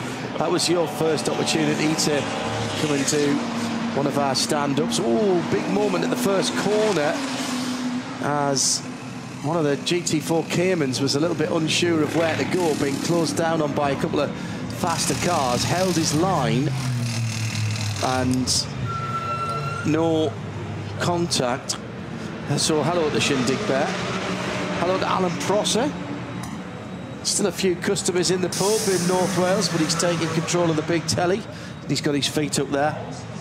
Does Alan Prosser own that pub, or is he just he works loyal patron? Right, okay, yeah. I understood. Because I like that there's a pub that will show racing. Yeah. Because it's always a battle in the pub when everyone wants to have football on or something like that. Nah, put the racing on. Hearing that the number 979 car, you can look that up whilst I give you the story. The driver, Anna-Lena Binkowska, 150 kilometers an hour in a code 60. Now, I think if you look at the penalty screen, Peter, she might actually be in trouble there and have her permit suspended. So she may not be able to race this weekend in that 979. We'll get that confirmed from the official notice board. Yeah, that's in one of the SRS Team Sorg Rennsport Porsche Caymans in the Cup 3 category. Yeah, they're the Nürburgring 24-hour organisers, and the governing bodies do not mess about when it comes to speeding through a code 60, particularly at that level of difference, and that is normally a loss of permit. But if you're caught speeding at that level through a code 60, generally that's what it is. So it's one of the unique things of racing here at the Nürburgring. You have to be on it all the time. It's so mentally taxing here. It's so easy to do. That's not out of just going, oh, I'm just going to go through here, and it will be just, there's so much going on around this track that it's so easy to make that mistake. But the reason why the penalty is so big and the punishment is high is to make sure that driver doesn't do it again, because the safety implications of going through a code 60 at that is it's not worth it. Not exactly, yeah. So and that is why that you can't just walk into this race and drive a GT3 car, which is the top class of cars. It doesn't matter what you have done in the past. You said earlier on, Peter, and you're absolutely right, this is a unique race track and a unique race. And for once, unique means just that, unlike any other. And it doesn't matter what level you've raced at, it doesn't matter what experience you've got, you simply can't take liberties around here, particularly the way the race is run, and therefore everyone has to be assessed and everyone has to prove that they are respectful enough and worthy and sensible enough and knows the regulations enough in a classroom session to be in charge of one of the top class cars. Everybody has to have a license of some description, but for the A category, the ADAC A class license for the GT3 cars, you can't just jump into a GT3 car and race it. You've got to take part in a, or you've got to complete a certain number of laps in one of the NLS races, actually normally in 2 races, but it's 14 laps. And normally you'll do half in one race and half in another. You could probably get it all done in one race if you did it all yourself. I've known that people to try to do that if they were short on time. You could do that, yeah, and it's brilliant to see some of the drivers that have gone and got their permit in very humble machinery, because often that's how you have to do it in quite a low class of car. Johnny O'Connell did it in a Renault Clio. There you go. Yeah. Front-wheel drive Renault Clio, and loved every moment of it. I bet he did. So, yeah, everyone has to serve their apprenticeship. It is a unique place. There are no shortcuts. No shortcuts at all. Now, just as we said, there was a green flag racetrack for Lawrence Vantor. Just as he was about to go back onto the Nordschleife on that effectively green flag lap, there was a slow zone that popped up, and indeed a code 60 at Hoa Act, which is about half to 3/4 of a way around the Nordschleife. So again, the number 16 Shersport PHX machine of Lawrence Vantor pulled in, so they are still out of the top qualifying shootout with 43 minutes left on the clock.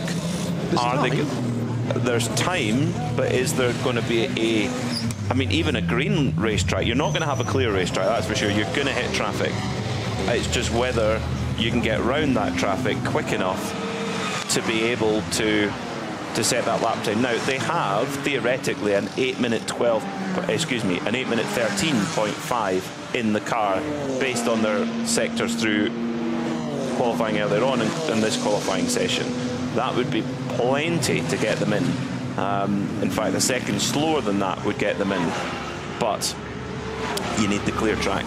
A couple of comments from the pit lane. This from the team principal of the BMW number 98 here, the Rover racing car. Hans P. played at Naundorf. He says, due to the timing of the 24-hour race, many BMW works drivers are tied up with other commitments this year. Simply weren't enough drivers available to implement our programme as usual.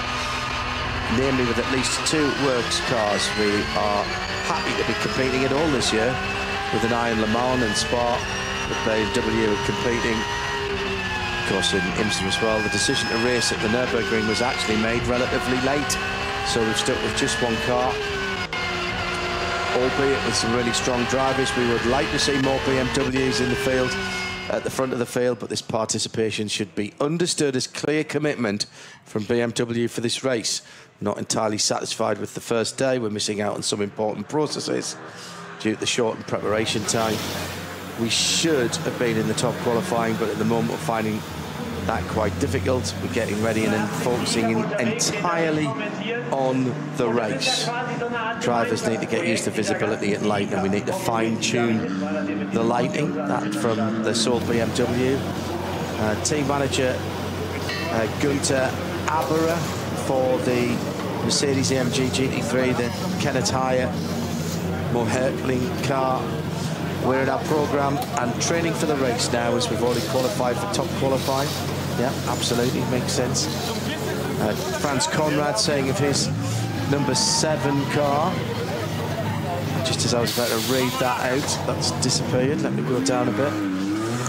Says, I'm not entirely satisfied today. Want to go out again and see if we can improve. We're not in top qualifying yet. We'd like to be there. We're going to put on some soft tyres. The Gulden Sattler Henrici car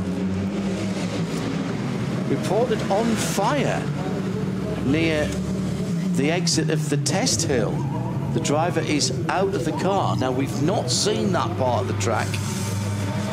Meantime, well, there is code 60s around Kesselchen and Hoacht. Hoacht, yeah. So that is the very beautiful 911. That's a 991 GT3 Cup car, isn't it? The MR, the number 347 with the Gulden Sattler Henrici, Mark Henrici car.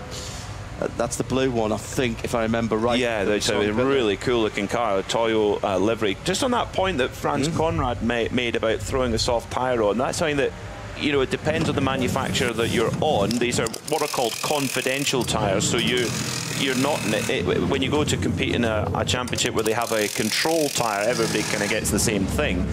But in this race, where it's effectively a tyre war, which has been won by Michelin 9 out of the last 10 years, 7 times in a row, by the rules, you can have 4 tyres types per axle, excuse me, and per car. So say it's a Ferrari. The Ferrari can have 4 different types of front tyres and 4 different types of rear. Then a BMW can have 4 different types of front and 4 different types of rear for it, which may be different to suit that car. So the depth that you can go into, and therefore you can have different types of tyre that work and some that don't, and depending on the conditions. So you can throw the tyre at the car which kind of suits that temperature and that condition at that time. So it's very, very different. It's quite old school in a way, actually. It's become old school because tyre wars can get out of hand, they can get expensive, and many series of taking a control tyre manufacturer for that reason. But here at the Nürburgring, it's wide open. Hello to Red Square. Thanks for the tickets to Le Mans last week. Watching in the back garden at Silverstone. I'll get back to the race one day. Say hello to David Drinkwater, he's out there in a BMW. And also to Randy Sherwood from the States, tweeted in at RSL_studio. And the hashtag this weekend is RSL19N24 for our 19th Nürburgring 24. Can I watch the 24 hours in the US here, or will it be geo-blocked? Everything up to the first couple of hours of the race is on the YouTube channel and is available to everyone. And then after that, in the States, it'll be on the Racer channel, I believe. Well, actually, I said I believe. I know, I've been told. So there you go. The number 59 Dodo Strycek Altman McLaren Artura Trophy has been moved back 5 places in the start grid, having been speeding in the pit lane. So even the most experienced drivers sometimes, or teams, that can happen to, because that car, the Dor Motorsport McLaren Artura Trophy Evo, has Volker Strycek in there, who is very close, as in fact, he's 2 class victories behind Heinz Joseph Bermes in the overall. Wow. He's 14 times a class winner here at the Nürburgring 24 Is hour. the Manta Foxtail running in the Classic, by the way? There is a Manta. I'm not sure if it's the Foxtail, but there is a Manta. I think it is. I saw it from a distance. Waren der Boxengas schnell wird und so the fastest lap of the Kreuzpointners number 633 Porsche, that's gone, as has the fastest lap for the Toyota Supra number 268. This is all speeding in the pit lane, and it looks like the Jimmy Broadbent car has stopped at Exmüller as well. And now, interestingly, in our studio here, we had images of the 150 Team Bilstein car driven by Steve Brown is moving. Right. It was definitely moving at that point. Now, whether it stopped and then got moving again could be the case. That was at 6 minutes ago. Well, within those 6 minutes, he's been back moving again. Okay. So I'm having to try and find him on the tracker. Mrs. Powell will be very happy that I'm trying to use my schoolboy German as I'm impressed. My he's moving. Translate hasn't. Who is? Oh, the 150 of Steve Steve Brown. Steve behind the wheel? Yes. No. Super GT, as he's known to his fans. Okay. Albeit a lot slower than some of the cars around him. He had stopped at Exmüller, so he's moving again. Interesting. I did think when we got the images on our broadcast centre, he did look like his eyes were on stock and the cars were going slow. So that would maybe be, if we put all those bits and pieces together, as number 44 Maurice Schuring has to back right out of it on the Grand Prix track just before going on to the Nordschleife. An M4 BMW on the racing line, thought that there was a gap to go through and had to back out of it really close. I have had it from the Oracle, thank you, Johannes, that the Manta in the Classic is indeed the Manta. The Manta. Mind, it is a bit like Trigger's Broom. It's had so many bits on it. It's an early start for us earlier in the UK on Saturday, but is it a 150-minute race? Something like that? Just over 2 hours? There's some great entries. They had their qualifying earlier on. A lot of mid-1970s Porsche RSRs. Rob Huff will be taking part in a 993 there was RSR. a Linwood 911 in there. A what? 911, sorry? There was a Linwood 911. Okay. There's also Ralph Schall in the race-defending Mercedes.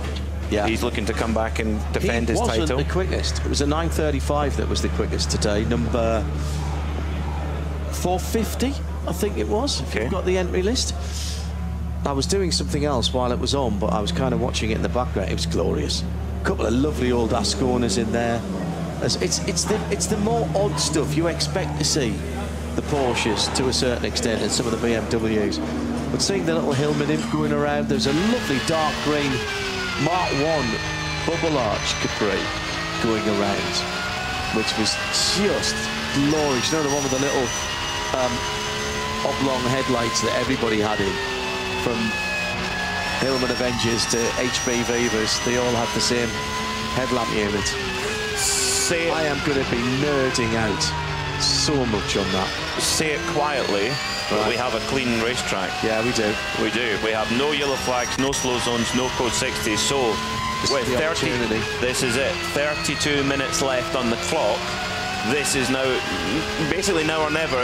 If the number 16 Sheriff Sport PHX crew want to get in top qualifying, they have to get the lap in. They're about halfway through the lap at the moment with Patrick Niederhauser on board, so it will be the next lap that they'll be hoping to get. Also, John, the number 64 of Dennis Olsen in the leading Ford HRT Ford Performance car, sitting in 9th, trying to get through as well. The Steve Brown car was stopped. It's moving now on the end of a tow rope. Right. Thank you to Sam Pearce, who cycled through all of the onboards to find that. Actually, we've got those on a different screen, but unfortunately it's a one, I think, that doesn't have a remote to it. Why has Ben left that one with nothing on it? Switch that one off, Peter, when you get a moment, or stick it back onto something that's useful for us. I'll slap his hands tomorrow when I see him. Far side on the right, I think. Out of the Dirty Dishes, who was just about to look up the Foxtails status. I think last year was the first year we did the Classic, wasn't it? It was a big success, and so I don't remember being quite as early last year. It was in the morning anyway, but it was a great way to get the day going. It's a great amuse-bouche for the 24-hour race that kicks off at 4 o'clock in the afternoon on Saturday. Some amazing machinery in there. A huge entry of classics want to come by and take part in this amazing festival of motorsport. Easterland Racing, number 84 Audi, and all Austrian driver lineup, including Christian Klein, who's in that Audi R8 at the moment. They are not in top qualifying, but they're close. They're in 8th at the moment overall, and if they could find a couple of seconds, they could get themselves into top qualifying for that all Austrian crew. Beautifully painted machine with the white and green accents on it. That's and running the venerable Audi R8, winning car from last year, of course. What Schuring's split times, Peter, in the number 44 Falcon Motorsports Porsche. He's got a little bit of traffic. Needs to... No, he's had to lift. Oh, my goodness. He's on the run to home here, and he's lost time there because he's coming now down into Flans Garden. Which is Falbenschwon, just a little bit further on. It goes so quick that you think, oh, well, I'm about there. No, we're further on. But again, Maurice Schuring in the 44 Falcon Porsche, he doesn't have to worry. They're already in top qualifying. They don't have to worry. So they're in. They just need to not take any risk and don't wreck the car for top qualifying. That is more what Maurice Schuring needs to be thinking about. Their headlights on the Porsche way better than the Jimmy Broadbent car we saw earlier. But I still think I'd want them slightly further up the road. I think my 968 from 1994's got better headlights than that. Although in fairness, the 992's got very, very good headlights. I always find that when you drive a brand new car, the headlights have got very, very good. But quite a few of the teams up and down the pit lane have been working hard on that, the Max Cruiser team trying to get the laser lights perfect in the right place for that car. Schuring absolutely flat out all the way down through Tiergarten, through the compression, and flat all the way into the last left-hander, and then leaning on the brakes, and then loads of curb on the right, miss the curb on the left, and then run it right out to the wall. Beautiful. As a driver who shall remain nameless once said to me, you aim for the guardrail on the left-hand side with the orange overlap, because you're going so quick there that you actually drift away from it. If you're not going quick enough, you clip it. That's what he said. It's just incredible. Out behind the Schnitzelarm. Now we have unfortunately, pre-circuit. Sorry, Peter, go ahead. Unfortunately, a slow zone at the Advan Arch, which is now I'm not seeing it referred to as that before, but now that could be at the exit of Arenberg. Well, that's what it used to be. Yeah, that's where it used to be, but it's not anymore. That's not the same sponsor on there now. Yeah. So where is the Advan Arch? Does it say? Doesn't say the marshal post number. No. Okay. And it's a slow zone, so that's not going to help at all. Okay, we've now got some more information about Annalena Bienkowska. Never slower than 130 through 5 marshals posts. Peak of 150 kph in a code 60. It's going to be a quiet weekend for that driver. It may have to re-qualify, actually, for that. Possibly, yeah, and, well, Now, Maurice Schuring has just gone through the slow zone just before the chicane on the Grand Prix track, so that is where the Advan Arch is then. Interesting, okay. So that shouldn't affect any of the drivers that are on a quick lap. Pardon? On the Grand Prix circuit? Yeah. Coming down the hill to the last chicane? Up the hill, yeah. All right, just as you've gone down the hill and bottomed out and started to climb again before you turn. No, the next one. The next one. The quicker one. Okay. So interesting. Oh, I see what you mean. Yeah, you see what I mean? Yeah, yeah. Yes. No, after that. Two after that. The last chicane before the Nordschleife. Yes. Now, Dennis Olsen is now found. He's at the moment he's about halfway round the lap. He's gone through sector 6. He's in sector 7 at the moment, so he's now going through Klostertal, Caracciolo, Calasel, Hohe Acht. He's found a personal best sector in sector 6, which is the run from Exmühle to the Kesselchen. So now we're starting to see some personal best sectors come up on the time screen for the first time in a while, with 25 minutes left on the clock. Dennis Olsen could maybe potentially spring a surprise here. I mean, I think for Ford, for them to get their number 64 car, the Pro car, get it into top qualifying, that would be a great start to their life with the Mustang GT3 here at the Nürburgring Nordschleife, which is a circuit where you really have to serve your apprenticeship. Except if you're Fricadelli Ferrari and you bring a brand new car and win in the first year, which was what made it so amazing. At that how have they done in the NLS races? Not bad, not bad. I mean, do you get the feeling that it's been a learning process up until now, as the Abt, Red Bull, Lamborghinis in the pit lane, in the box actually, the number 27 car. Driver installed though, car number 27. At the moment showing is Daniel Hunkadea, who brought that in. Interesting to see him part of the Lamborghini setup, having been an AMG driver for what feels like forever, but he's very much a free agent now. I understand he does still have an AMG contract, but it's an open contract effectively, so he drives Corvettes in the World Endurance Championship.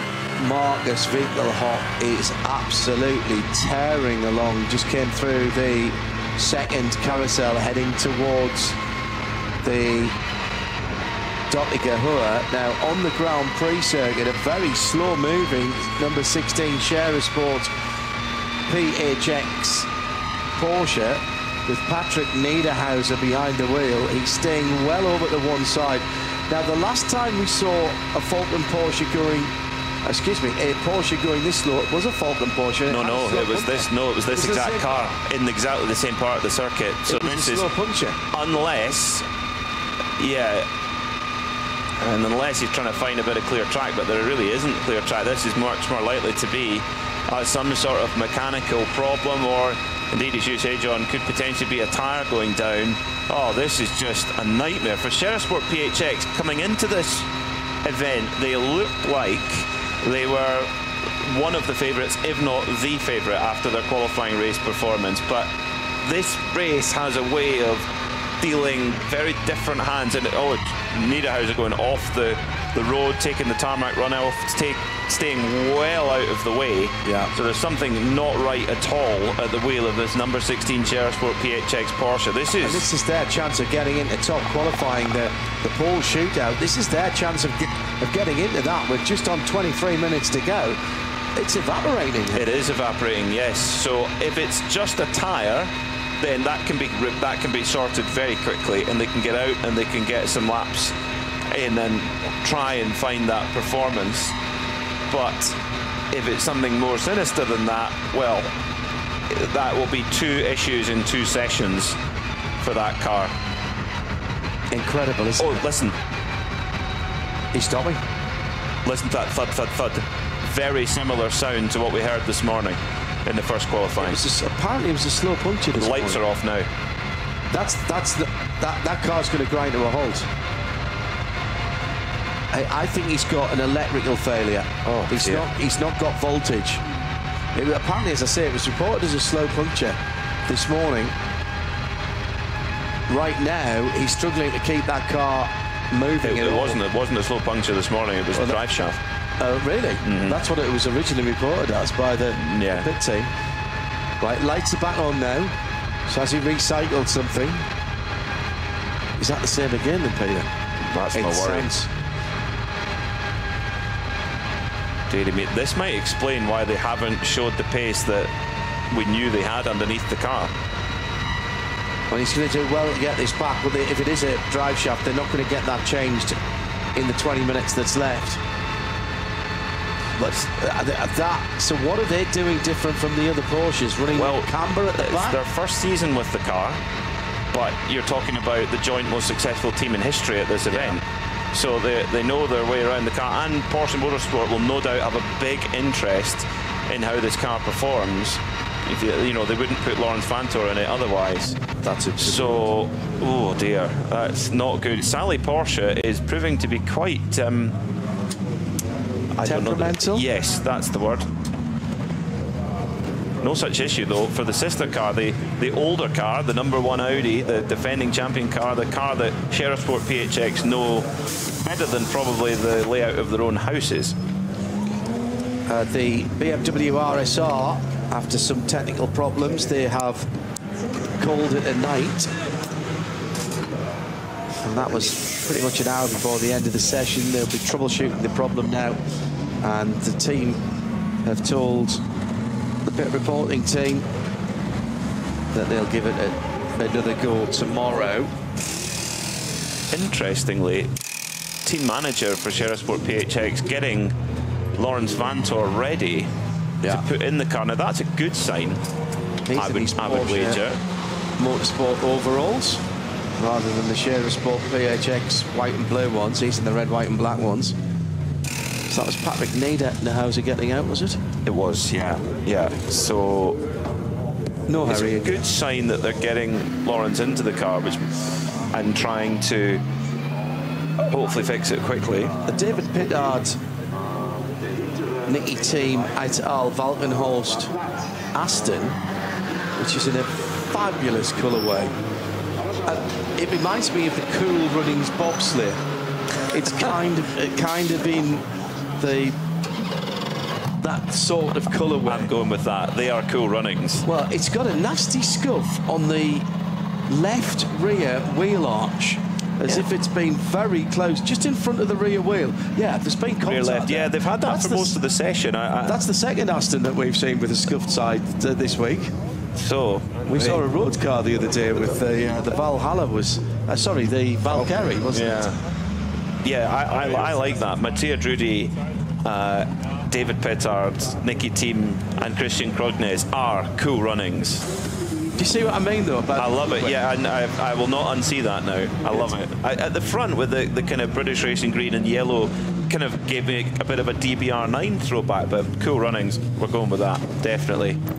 Right, so just hearing now that an appeal from Zork Rennsport SRS has been accepted, so she will be allowed to race after that. I'm astounded by that. It'll be a stop and hold for 90 seconds at the end of lap 1. Well, interestingly, out on the circuit, one team that are doing I do have an opportunity to get up into the transfer spots is the number 64 HRT Ford Performance, number 64. Dennis Olsen, the bespectacled Norwegian who won the Rolex 24 in the GTD Pro category in that very type of car, has just gone faster than anybody in all day through Sector 6. Was it 65 at Daytona? Can't remember. I don't remember. He was in one of them. So he's in the 64 at the moment now. Then tell me on the Twitter, please. If he's definitely showing pace to be able to get up into that transfer spot. Just needs just a bit of clear racetrack, and that Ford is quick enough to get one of those 5 tickets to the top qualifying shootout tomorrow. What time has he got to do? Is he in as it stands now? No, he's not in. His best time at the moment is an 8:17.3. That you need an 8:14.599 to get in. Right. So he needs to go faster than the Aston Martin in 5th position. Yes. At the moment, he needs to split the 2 Aston Martins. the 34 and the 37. That's an amazing effort by Marek Bachmann to get that old spec Aston Martin number 37 into the top qualifying shootout for Pro Sport. That's a great effort. Even if they get bumped out now, that they've done an amazing job to get it that far up the order. The Porsche of Scherer Sport, Sally. I love, by the way the Sally script is written in Porsche script, apart from the Y, but you never have a Y. Oh, do you? Is there a Y in Porsche script? I don't think there is, but it's got a crossover on the Y. But the SALL is all Porsche script, as if it was... I like that. And the tattoo as well. Yeah. Very, very clever detail. Well, Sally needs to behave herself now. She's back out onto track with Lawrence Vantor on board. 16 minutes. That is enough to... They'll do once round the Grand Prix track, and I would imagine just get back on with it and try and get 2 laps in, and hope that they get a green flag racetrack. That was a puncture for the 16. Well, that if that's all it is, Platten hinten rechten erreicht. So erreicht, I should say. Sorry for those of you who actually do speak German, but I'll answer your question. Dennis Olsen was in the 65. He was. Yeah, not 64. So he's 64 just now, 65 at I thought it was the 65. Thank you. Oh, Cayenne has a Y. Of course it does. But it doesn't have the crossover on the end of it. It's got a little bit of a... It's got the loop on the bottom of the Sally. So another, or a puncture at least, on that right rear. Dennis Olsen. Do we think the slow puncture caused the issue with the drive shaft? Could have done. Could have done. Because that was reported long before. I got the report of the slow puncture while that number 16 car was still coming in. So they would have known that from the PTMS, Porsche Tyre Management System. Also, Cayman has a Y in it. It does. Yeah. Yeah, very good. So, last lap by for Dennis Olsen was... Now, this is interesting. His last lap by was an 8:17.3, but he lost 6 seconds in Sector 7 alone. So there is pace within that Mustang, but it's getting the clear lap. There is a lot of traffic out there. Still 14 minutes to go, you know. There is, but it's, you know, we have 134 cars that have started this session. A lot of them are in the pits, but I would say more than half of them are on the circuit. So I think I can see the number 16 team manager going down, speaking to some of the... I guess he's offering everybody help in the race if they pull the cars off the track in the next 15 minutes. Yeah, or at least an unlimited weekend supply of Maltesers or confectionery of their choice. My Malteser stacking went down well this morning. That was the thing of beauty. That was before they started melting. Thank you to Ryan Walker, among others, who reminded us that it was indeed the 65. And to Irish Kev for Cayman as well. How could I forget Cayman and Cayenne? The McCann was actually meant to be called the Kaylet, K-A-Y-L-E-T, is the little Cayman. It's the little Cayenne, rather. Well, that was a good decision not to call it that. Yeah. So Lawrence Vantor, you know, he's been the lap record holder here before, whereas his qualifying record stood for 4 years. This is where we need a bit of Vantor magic. He came 1 position away from completing history as being the first driver ever to win Daytona, Sebring and Le Mans in the same year, and he came within 1 position of it. This is where he needs to dig deep and find some of that Lawrence Vantor magic. He has put in the personal best in Sector 2, and he's pretty close to the absolute best in that sector as well. So has Vantor got enough? A lot of it went away on the first part of the Grand Prix track, but when he gets onto the Nordschleife, can he find that magic? Doesn't need to find much. Taycan, Blur Fiend, who is here for the first time. Hello, Blur. Good to know that you've got here. And Spider as well, of course. Of course, I should have known that. How too. did you not get that? Yeah, it didn't come to mind straight away. I didn't think of Y's and it doesn't have the little loop on the bottom as the Sally Y has. So that's what caught me out. It didn't look the same. Well done to Tim Gray for Spider. And there was, of course, a Boxster Spider as well, wasn't there? Yeah, there was. So now, on the run to home. this is a good lap. Oh, this is really good. Sector 3, he is personal best in Sector 3 right now. Get it tucked in. Down into the foxhole now.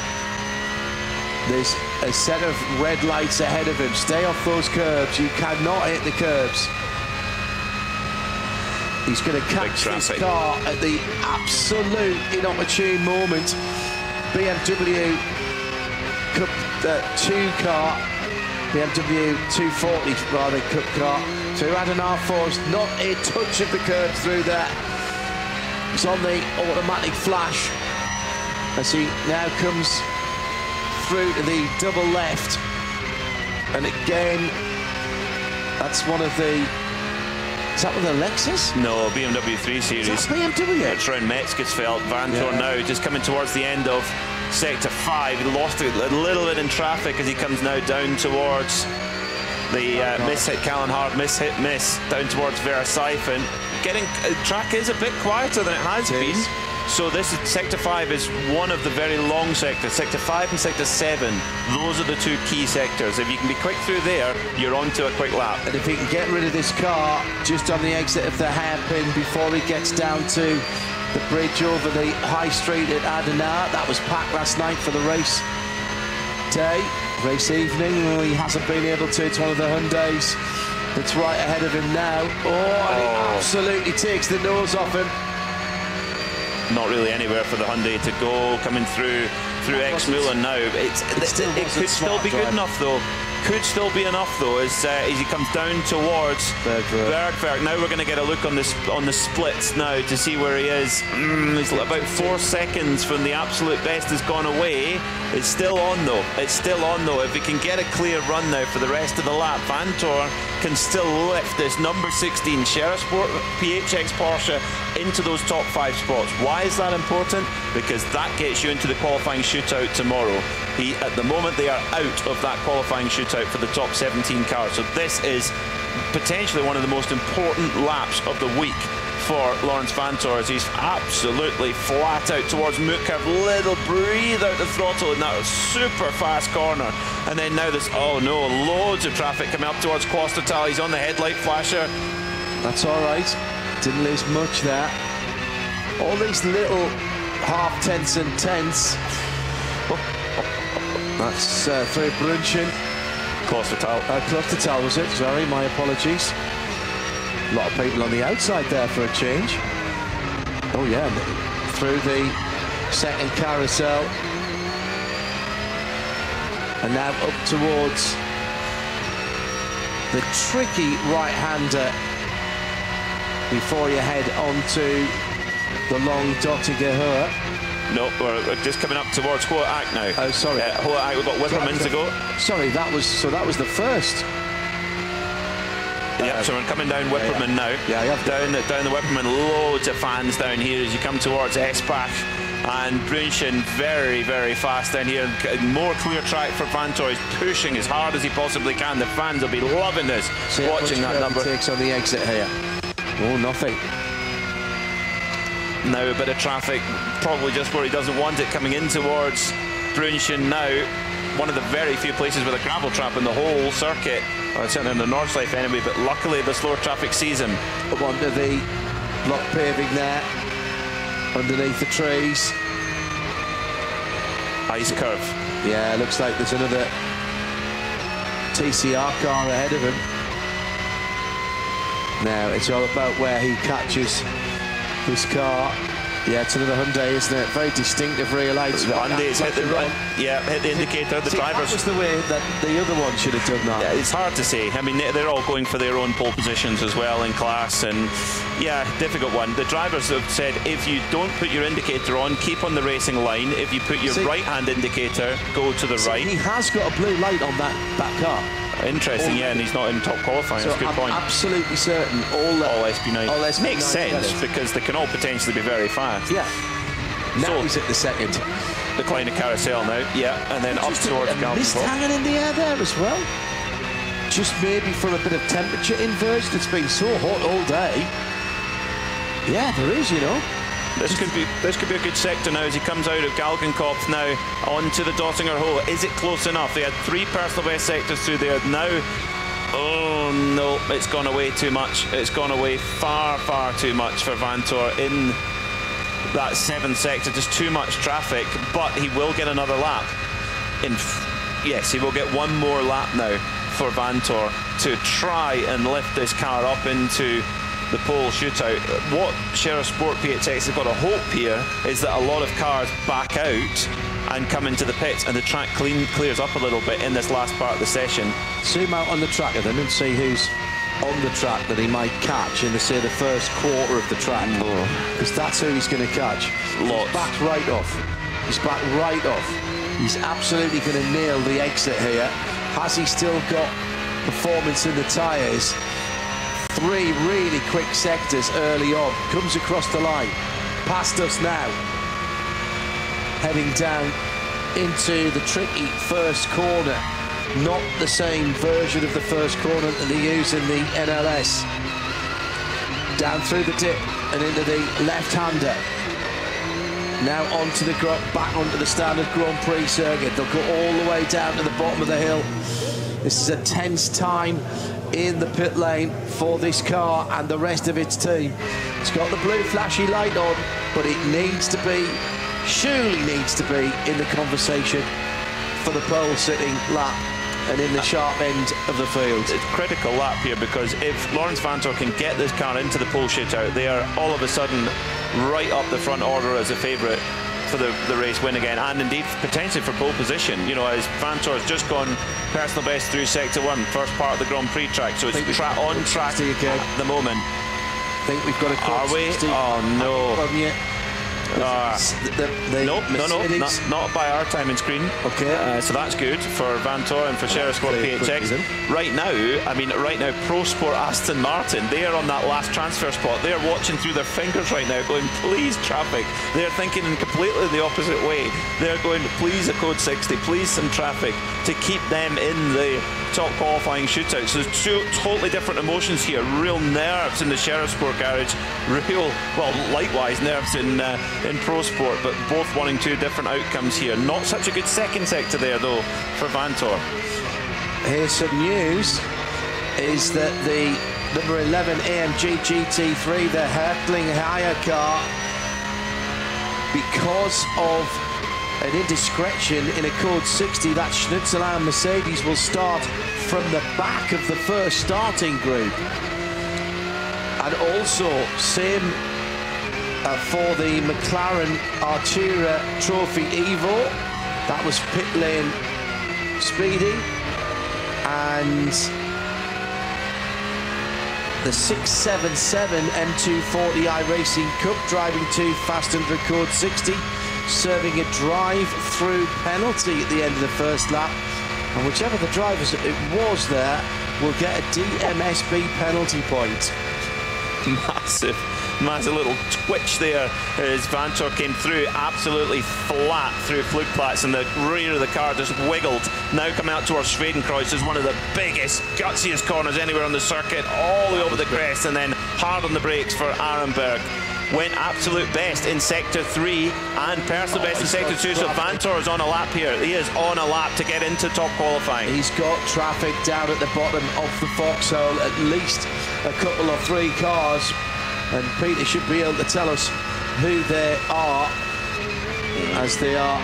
Well, he's right with them now. Once he gets past them, though, he's got them both really nicely in the first of the right-handers going up the hill where you go down. Gear, one more gear in the Adenauer Forest. It was a Golf TCR was one of them, and they stayed way off the racing line. They've really helped them now towards Metzgerfeld. It's clear here now. There was a lot of work going on the right-hand side earlier on, using the uphill section to help tuck the car into the left, and then the right-hander now over the brow. Callenhard down through the right-hander. How's his time going at the moment, Peter? It's looking good. It's looking good, and it's got clear track from right now. Pretty much, he's got it's hard to say exactly, put a number on it, but there's going to have clear lap for a little bit. There is then a little pocket of traffic that he probably will reach towards the end of the lap. The Seifert down that banked hairpin out through the right, then looking for the road on the right-hand side as your braking point before the bridge. There it is, turns in, drift out to the red and white curb, just touched it there. There used to be a change of surface which helped you on the turning, but it's not there now. He's having to do it from muscle memory, coming up to the Lauda corner before he hits the very important right-hander at Bergwerk. Lovely late turn in there. And now the consecutive left-hand corners, they get progressively tighter. Put as little steering lock in as you can. But you've got to nail the last one because there's absolutely no runoff on the right-hand side. Here he is, turns it in now. Wow, the front end of that Porsche's looking good. Much steeper here than it looks from the car. Up towards the mud curve, you cannot take any of the curbs here. It would be absolutely disastrous and it upsets the car. Fantastic stuff from Vantur. I think he took a little bit of the grass on the right-hand side. Now towards the left-hander at the bottom of the hill, where the old test hill was straight ahead, and he's climbing towards the carousel, the Caracciola carousel, aimed at the end of the AMG board there in the marshal's post. Patience, patience, patience, and then pop out of the carousel like a cork out of the bottle. Up towards ADAC then, and traffic-wise, it's still not bad. I think he's going to come across them just around Brunchen time. The next load of traffic is just coming through Wipperman. So in terms of clear track, I don't think Lawrence Vantur could have asked for much more. But is he going to be able to get a clear lap through? No, there is going to be traffic, but how quickly can he get by? That is the question. He's now going to have he's now going to have traffic coming towards him as he heads down the hill now, up through the curbs. It's such a roller coaster ride through Wipperman and then now towards Esbach and Brunken, past all the fans. They are getting a late night show here at the Nürburgring. He's still not had to slow down, and he's doing a really good job of keeping it up here through Brunchen up to Eisbach now. So cold because that's where it stays nasty under the trees. He used a lot of curb there. This is the fast part. You've got to know where you are on the circuit. There's lights out in the distance, but it is in the distance. And if he catches this in the right place through Ansgaard and through the Stefan Beloff edge, which I think he's going to do perfectly well. Oh, he gets cut off just slightly, had to hit the brakes. That's cost him time there. But the Golf is actually, believe it or not, quite a quick car in a straight line. Those TCR Golfs are quick, particularly the ones in the alternatively fuel class. But up now towards the Kleine carousel comes Vantur sector-wise. Oh, this is going to be the telling. We'll get a next split coming out of Galgenkopf now as he comes up the hill towards the crucial right-hander onto the Dottinger Hohe. Is this enough for Vantur? It's last chance saloon. The clock is down to 0. So this is it. There will be no further chance for the number 16 car. And Lawrence Vantur with 4 personal bests, 1 outright best in the sector so far, and now it is the run to the checkered flag and potentially a spot in top qualifying tomorrow, which you'll see and hear live on the Radio Show Limited network of channels, on RS1 and of course on the world feed streaming around the world. Oh my goodness, he's got traffic, but he's going to get away with it. He's going to get away with this. That was a much later braking as he came through Tiergarten, and now on the front stretch. It is only the stopwatch that will tell us now. He comes through and passes us now as he goes across the line, and what's his time? He goes to 3rd place at 8:12.103, and he's in, and that means the Aston Martin is out. That is just pure cinema. Just Lawrence Vantur up against the Kosh. A driver who works so hard at his personal fitness, his determination to his craft. He's been with the Porsche brand for so many years now, won so many big races, and yet when he gets put in a corner, when he had to deliver for the team, a team he's never driven before. In fact, it's a team he's been racing against for so many years, and he gets them into top qualifying. That is why Lawrence Vantur is a Porsche Works driver. The Vantor boys have been qualifying wizards this yes, year. They have. Drees was unbeaten for a time, took 4 out of the first 5 in IMSA, and he's not had it all his own way recently in the BMW side of things, but that was a pressure. That's not pole position. We haven't set pole position yet, but he puts himself in with a chance of pole position, which he would not have had without that lap. And I tell you what, I reckon, I'm not sure there was a 10 there, but I think he lost a second behind the Gulf, because he had to come right. Oh, at least.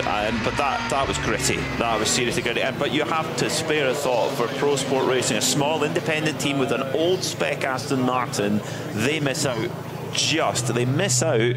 Now, oh, this is cruel. They miss out by from the newer Aston Martin, the 34 of Walkenhorst, by a 10th, 0.107 of a second on a 25-kilometre lap. They've just missed out on top qualifying, but nevertheless, that is a highly commendable effort from Pro Sport, Aston Martin and Marek Bachmann, who set that lap. Don't forget, there's more qualifying to come tomorrow for everybody.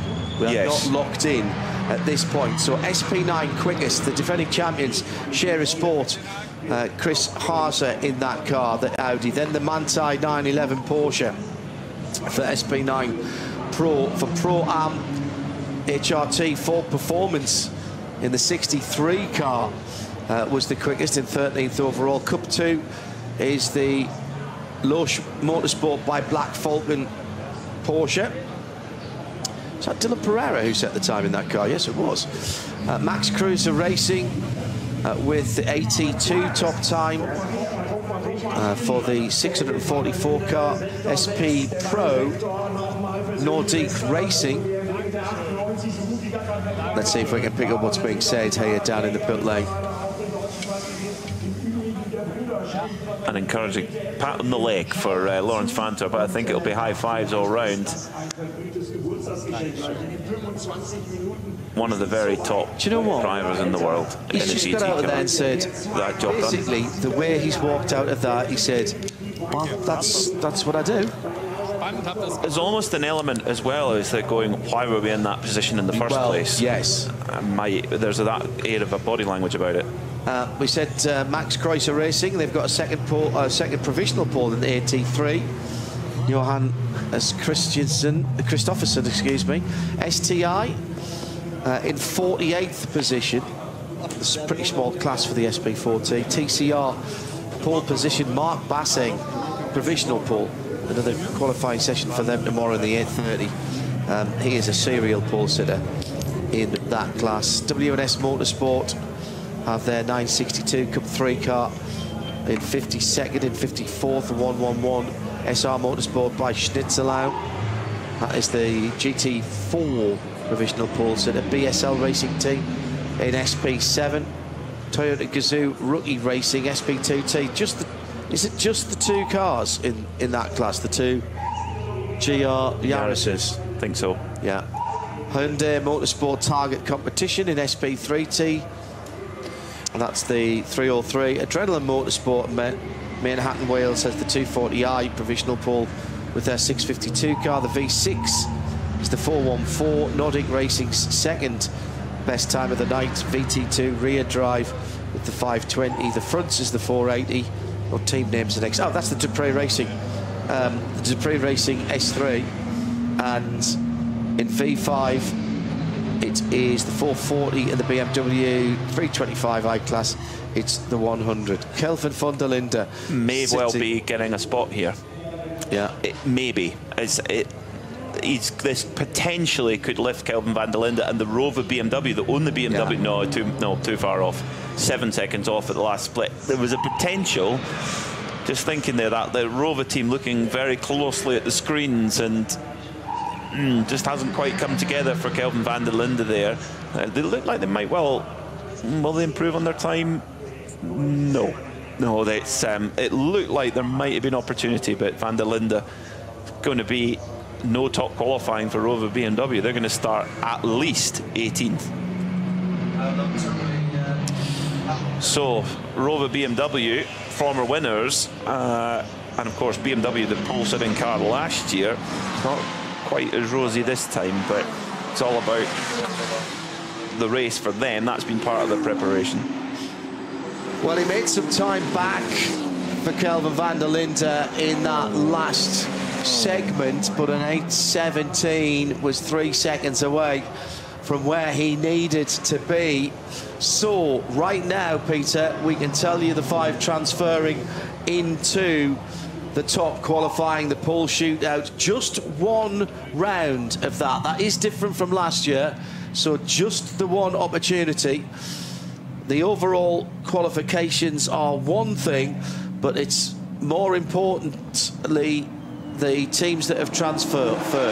Well, and it was all changed in that session too, because Rover BMW and Dynamic Porsche coming into this session we're in, they've not improved, they've not been, they've not done enough, and the cars that have done enough are the number 16 Sierra Sport car and indeed the 28 Lamborghini. So that gets both of the top Lamborghinis in. So tomorrow we will see a qualifying shootout between Manthey Porsche, both Falcon Porsches, the Duta Audi, both AMG Team Get Speed cars, the Realize Kondo Rinaldi Ferrari, all 3 of the Trinity Solutions Volkenhorst Aston Martins, all 3 of them, the 48 Black Falcon Porsche, the 11 Snixelalm Motorsport AMG. No, you won't see that one. That's been put to the back of its start. No, that's interesting. It will go to the back. So does that then open a spot up in top qualifying? That's a very good question. That we'll find out in the morning.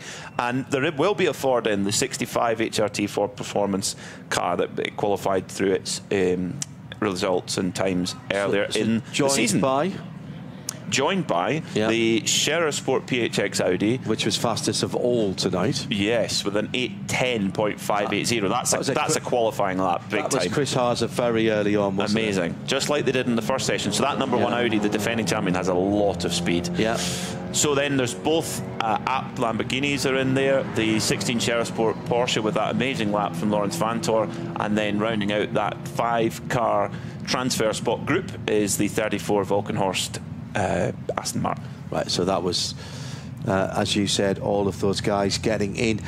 This is not the grid set. There will be another qualifying session for everybody who's not in the top shootout. But obviously, we will be bringing you... I say obviously, I shouldn't say that. You might not know. We will be bringing you all of the action from tomorrow's sessions. And you won't want to miss any of it, because as you saw there, these times can pop up at any spot. And let's not forget, Peter, for those who aren't in the top qualifying, those qualifying sessions tomorrow is their last chance to improve. And it could be, it could be the time to get a clear lap as well, because there could be other teams that have got their grid spot done, or they feel they've done the best and they just park up and save the car. So, but if you're needing to get a lap time in, maybe you'll get we'll get a dash for it. So we'll be looking more at the other classes tomorrow. So that brings us to the end of a terrific Thursday. The holiday weekend starts right here, as does the 53rd running of the ADAC Ravenol 24 Hours of the Nürburgring.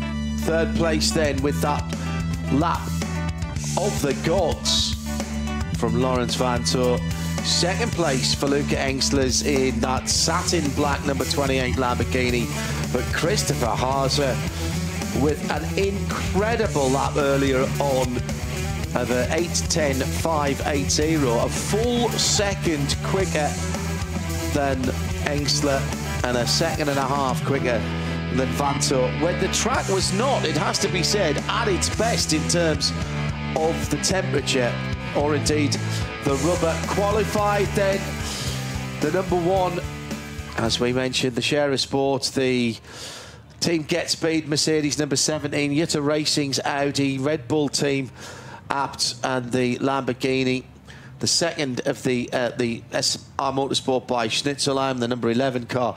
That car showing in the top qualifying right there, but that car's got a penalty for a problem with, I can't remember if it was speeding in the pit lane.